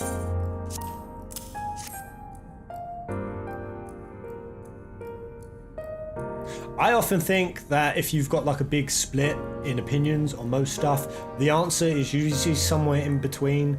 If you've got a massive, you've got conservatives and you've got progressives, and progressives look at conservatives with the shit things that they do, that hold back. But without conservatism, would progressives just be moving at such a fast, rapid pace? They'd be like kangaroos without a tail. They'd just be leaping through shit with no real grounding, with no like tradition. I kind of think that, we're probably all collectively, we have the right answer to everything as a collective, but getting that communication right. Progressives are crazy. I mean, I'm not talking about, if you're thinking about in the American format. Don't look at that, because that's just one country. If you're saying that progressives are crazy, full stop, and that conservatism is the only way. I was like, but those who fought for gay rights, those who fought for black rights, all of those were considered crazy progressives of their time. People having health care and shit like that. Progress and tradition need to go hand in hand. That's what I'm saying. I don't know how we've got to saying this, but we are. Fuck, 14. You're making me... You're sending me into a labyrinth of concepts. It's exactly what they wanted to achieve, I think. Right, you have done well, little one. Very well. Allow me to siphon its energies and prepare the matrix for you. Shall I take a moment? Here you are, a creation matrix that you may use to generate your own robes. The concept is ascribed upon the crystal, which has been infused with the ether of the beast you brought to me. Why you look at me as though you don't even know how to channel the powers of creation? It is as natural as breathing. Even a newborn babe has the instinct. Even if your potential is lacking as one of our people, you must surely know what to do. Wish upon a star? I'm gonna get rumbled as an imposter pretty soon. It's amazing it's not happened already. Well, I suppose no imposters exist in this world, so... They couldn't even conceive me being a fraud.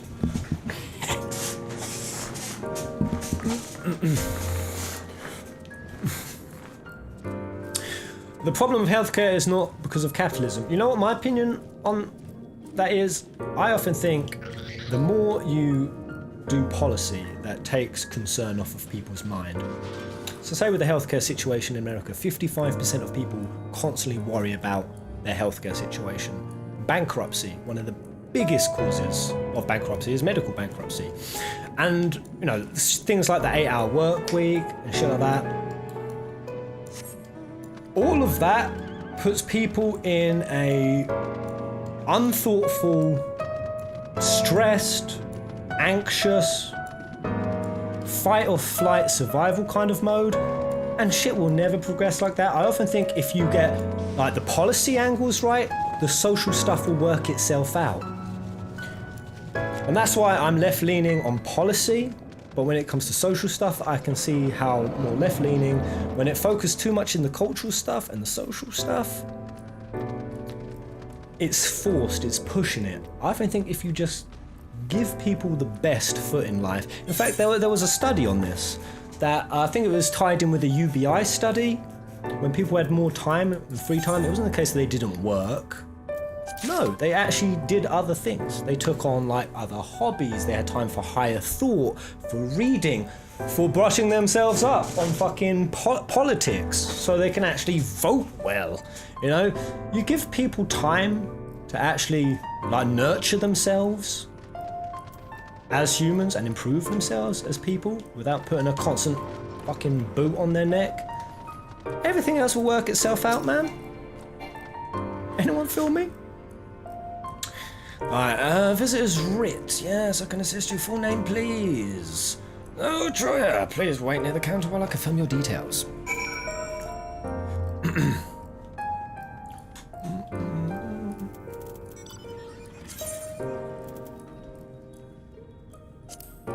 So I was supposed to look at this key? A thin...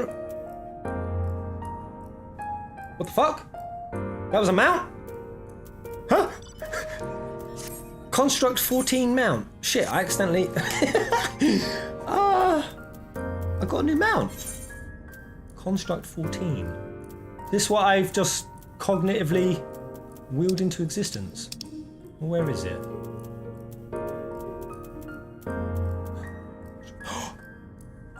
During the excavation of the Clockwork City of Gulg, the 4th Imperial Legion discovered a host of work automata which they repurposed for war. As the name suggests, this particular construct is the 14th to undergo such a transformation. Ooh. I've got one! Wow! Yar, Peter!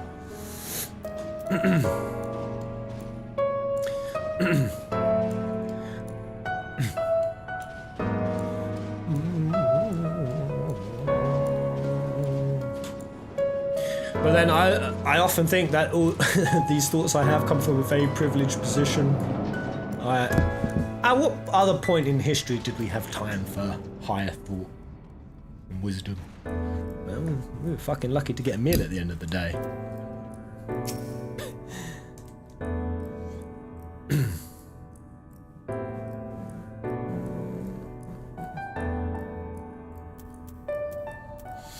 Oh, is that what we just traded, bro? A trade did happen. Shit, well, I'm with you. Thank you, mate. Someone from the chat handed it to me to give to you. Erebus, alright. Pez cooking brain catching up. Cheers! Not sure your application ready for the collection. Alright, so I'm getting so confused. I thought I'd created that mount. I haven't. What dick cheese. As your residency was approved by Emet-Selch himself, further forms of identification will not be required. Here are your application documents. Submit them at the Bureau of the Secretariat, and the clerk will issue with the visitor's writ for the capital. I don't know how literal to take this notion of Emet-Selch telling these beings in the past and putting my name on the list. So obviously this is all an illusion world, so...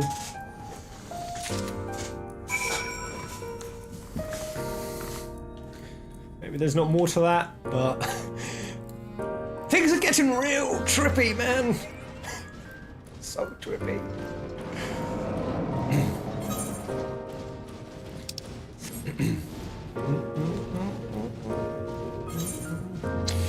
once the pandemic started, petrol prices dropped drastically and air pollution also significantly decreased. Man, watching David Attenborough's latest article, documentary, it broke my heart, man. It really did. Especially when he took the example of Chernobyl, where wildlife is going back so quickly. Like, nature can regain itself so quickly if you give it a break. Like, its ability to start again. I mean, it survived apocalyptic events where fucking 98% of the planet got absolutely boo-cacked and sulfur fumes plumed the air, and it came back from that. We just got to give it a chance. Give it a break.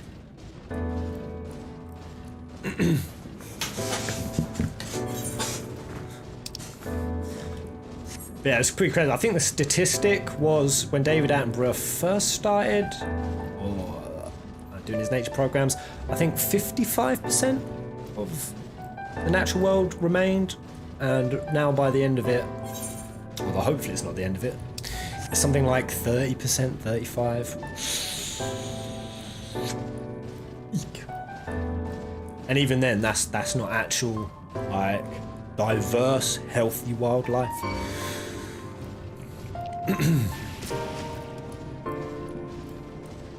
That's including the sea. I think when he said if you just go on like land-based stuff, it was a horribly small number, man. Horribly small.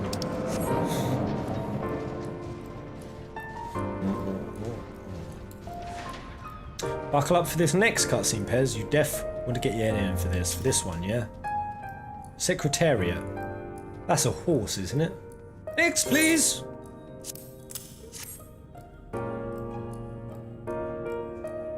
Visiting the capital, are we? Please take a seat. Your name will be called once the application has been processed. These dudes just chilling. Are they actually happy? I don't know, the fact that they're all just so identityless, they're all so uniformed. Get like a slight bit of a persona Carl Jungian type of theme. Everyone we met seems happy. They do, I've got to say.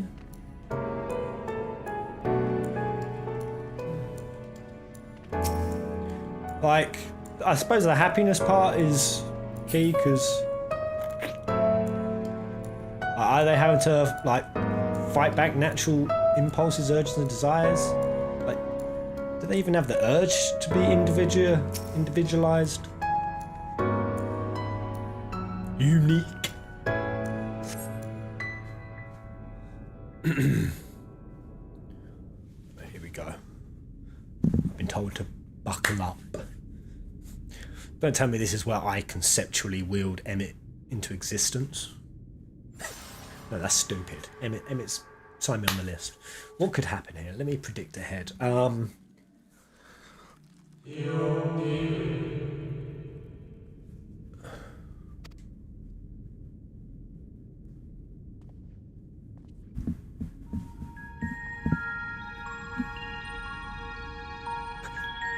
feel like Alice in Wonderland. Teeny tiny. I think you are from a time beyond ours. Have you followed in the wake of Emet-Selch? Has Emmett come back? Is that how I'm on the list? No, there is no cause for alarm. I'm simply a shade, here and not here. This thing knows? I know only that my name is Hydaelyn. My brain read that as Hydaelyn for a second. I need pooed my pants. Hydaelyn, and that this city is a recreation, a phantom moment plucked from the well of history.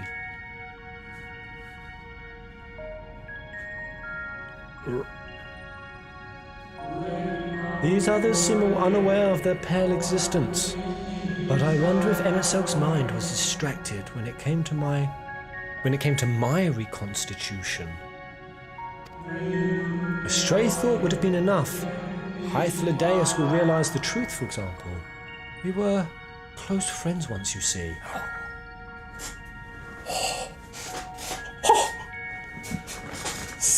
annihilating, man. In spite of my perception, I play the same role as all the rest. A bit part, meant to bring colour and noise to this well-crafted stage. Too much scrutiny, and we shall burst like the fragile bubbles we are. Thus I tell you again, my presence is not to concern you. I wish only to share your company whilst we wait. Okay, old Emmett friend. Crevins. If you've come this far, then you know of the catastrophe which awaits us on our morrow.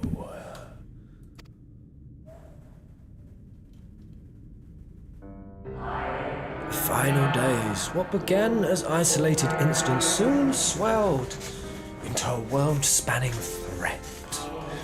The convocation of 14, well, I was 13 at the time, endeavoured to create a will for our star. 13 at the time, with one of the seats empty.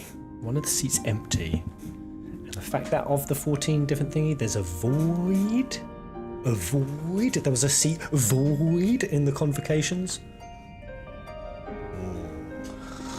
They would repair the fundamental laws of order and halt the spread of destruction. But also, Emmett kind of revealed that they made the void as well. Kind of created it. Did he say he regretted that? I feel like he said he regretted that move. Anyway, we're in emoji mode, so I will get no spoilers from you today. But creation on such a scale required an immense source of power.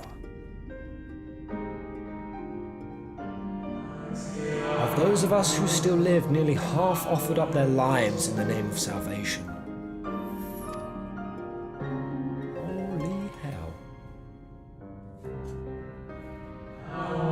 Selflessness did exist. And from their sacrifice, Zodiark was born, just as we had hoped. He reached forth and halted the march of oblivion. Okay, so summoning Zodiark took half of their lives. We're getting a Type 0 theme. A Type 0 vibe. Yet, oh how the star had suffered, so many species lost. The land was blighted, the waters poisoned, and even the wind had ceased to blow. Once more did our people give of themselves to Zodiark. Another half of our race sacrificed to cleanse the world. We're down to a quarter now. To ensure that trees and grasses and myriad tiny lives would sprout and grow and flourish.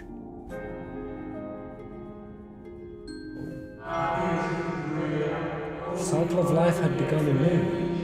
And we reconsidered the means by which we might protect it.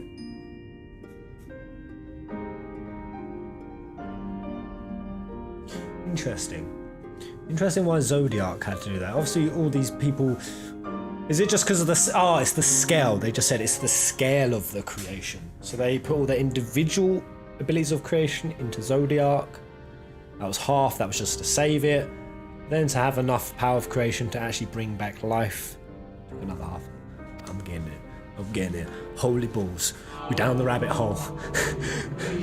The convocation decided thus: we would nurture our world until it was bursting with vitality. Then, when the time was right, we would offer some portion of its living energy to Zodiark. In return, he would restore to us those brethren whose soul had fled his strength, and together we would resume our role as stewards.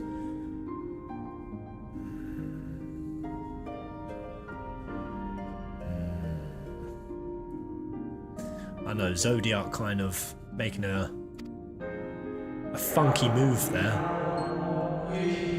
There were, however, those who disagreed with this plan. I was immediately one of them. Yeah, man, the fact that Zodi was like, bruh, you want to keep going? You gotta stay with this boy. Even past the point of absolute necessity. They argued that enough had been sacrificed to Zodiark, that this new world should belong to the lives newly born. There we go. That means I'm a good person. These dissidents surrendered their life energies in the creation of Hydaelyn, an incarnation of their opposing belief. And for the first time in history, our people stood divided. Know you then how this conflict ended? Oh boy, I know how. Alright, so the opposing belief of sacrifice being required. that no more sacrifice would be needed. Damn, that's exactly FF7 Remake's theme as well. FF7's theme.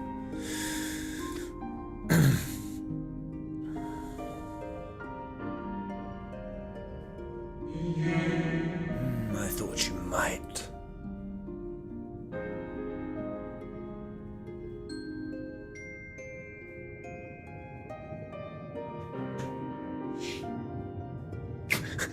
Small Emmett. Emet-Selch has ever been a champion for the will of Zodiark. Which kind of reflects his ideological standpoint. The original plan may have been set back by millennia, but he will not have abandoned his course. He will pay the price for our return by whatever means necessary. And though he may carry himself with a certain glib ease, Emet-Selch is not a man to bear his burdens lightly. In fact, I imagine they've only grown heavier with every passing century.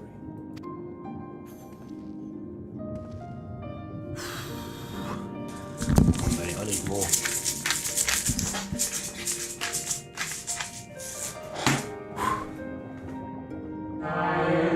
That's gone up my nose. It is truly a terrible weight he has chosen to carry. It's right up my... Too much peppering.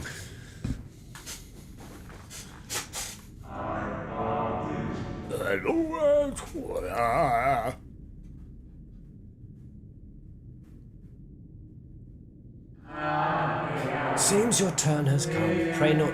Do not let me keep you. So quickly summarising that little section. So Zodiark pretty much got into the spiral of it took sacrifices to save the world, but then it would also require more sacrifices to enrich it and continue it, and that all life would have to essentially always come further and further at sacrifice. Whereas Hydaelyn's is for it to not come at sacrifice, and that for individualization and expression to happen without coming at a cost. Which is like free will, not coming at a cost. But then on the flip side, it does come at a cost. You know, having the ability to dress sexy in your sexy, lewdy clothing does come at the cost at making everyone feel a bit inferior and shit. But then to bypass that, that just means that you have to grow as an individual. Individual growth over collective growth.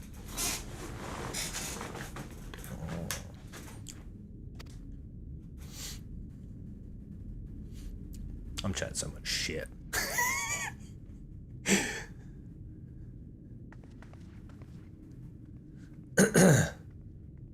I want to stay in this giant world. There was one last thing. You walk with another at your side, yes?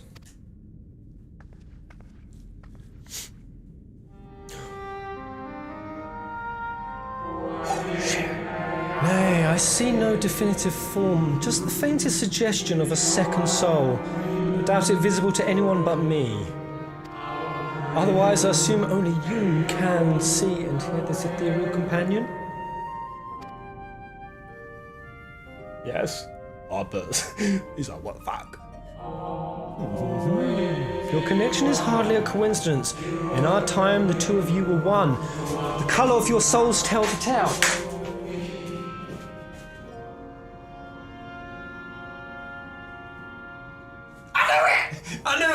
I knew it! Oh, yes! Okay. Yeah, their souls split off, and some areas, you have like a soul companion. I'm immediately headcanon that Tesleen and Alisaie were soul companions, and when Alisaie came over, she met Tesleen, her one.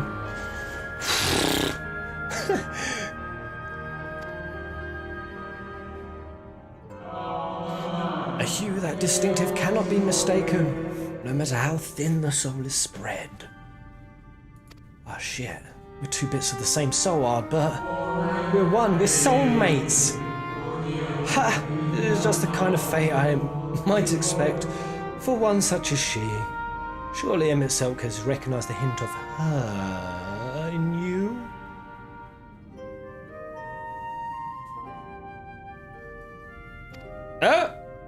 Who is he talking about now?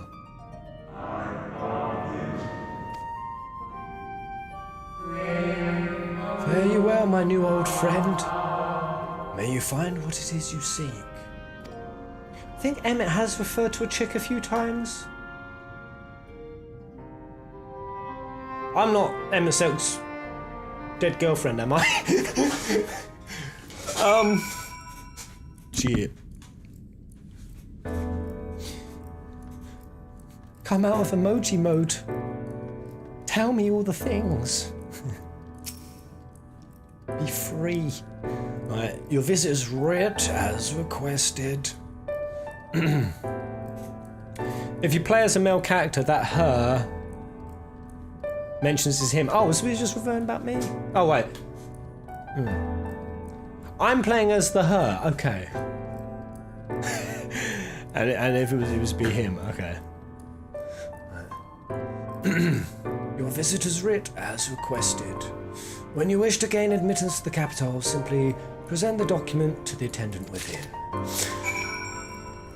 So, I'm just thinking, because there would have been, like, so if me and Ardy Bert, boy, we're part of one whole soul, well then, as that one whole soul, we existed in this time.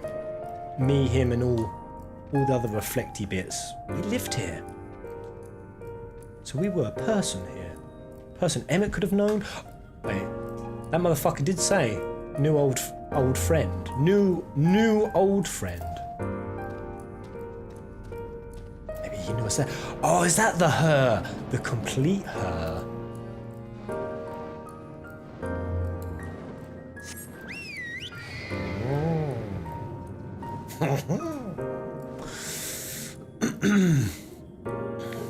The complete thick mummy.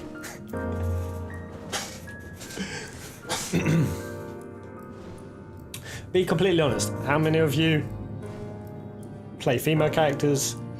How many of you slid those thick bars up as far as they could go?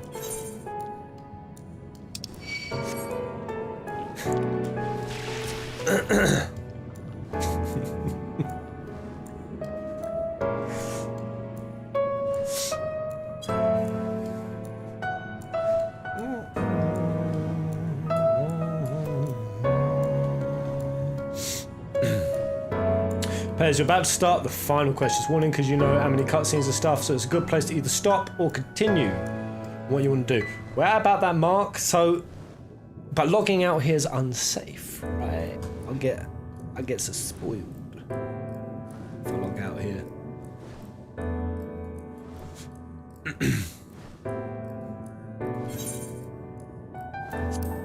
It's safe. Oh, I'm safe, okay. Ooh, oh... Hello? I'm just looking at how many people we've got signed in. We've got 602. Oh shit, that's too many people, man. Oh god, I'm only used to like my 150, I'm all nervous. Hello everyone. Love me? Nah. If that doesn't get those people subscribing and staying for this channel, nothing will. Let's talk to my crew.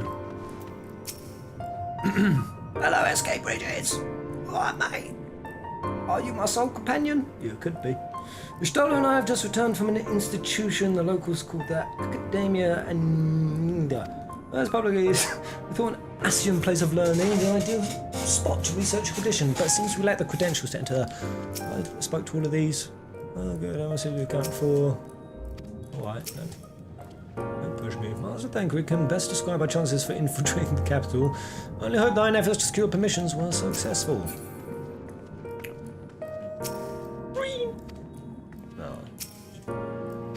Lenora.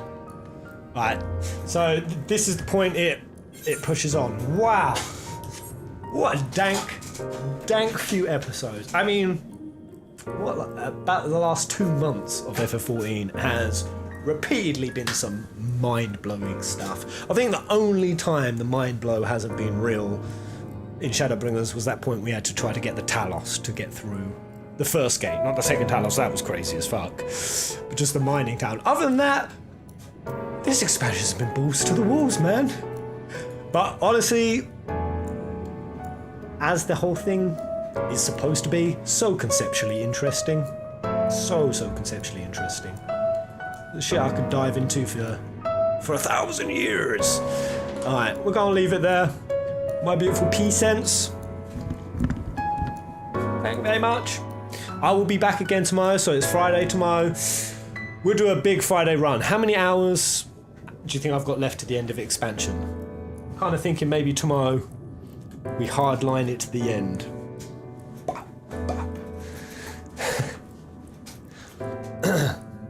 1 to 3, yeah? I'm that close. 2, 1 to 3. Alright, tomorrow will be the finale then. Sweet, that'd be perfect, man. We'll get the bevies are cracked, get the brews, get the crack pipes out, make it a real trippy experience. Yeah. Can't wait. Thank you so much, guys. Anonymous, lovely lad, dropping all of the, or ladette, dropping gifty subs. Thank you, mate. Candy Fatrell. Arios, thank you. Vale, Kazuya Chu, J Defined, Eliz, Vale, Tambourine, Naomi Christelle.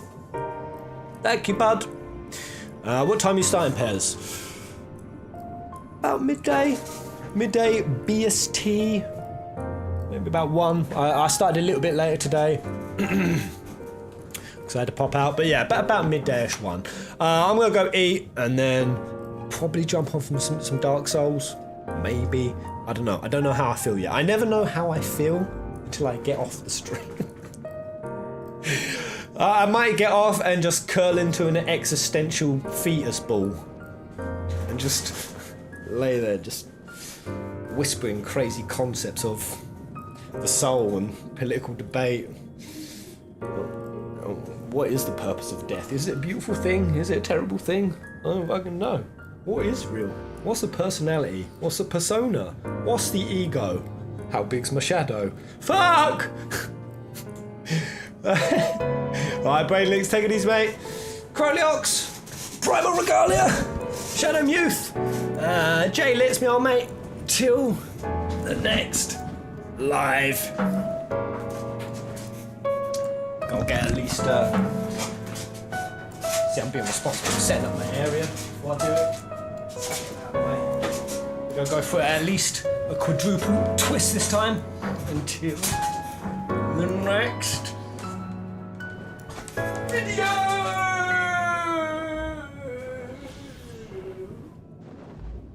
Is that 2.5, 3? It'll do. Yeah.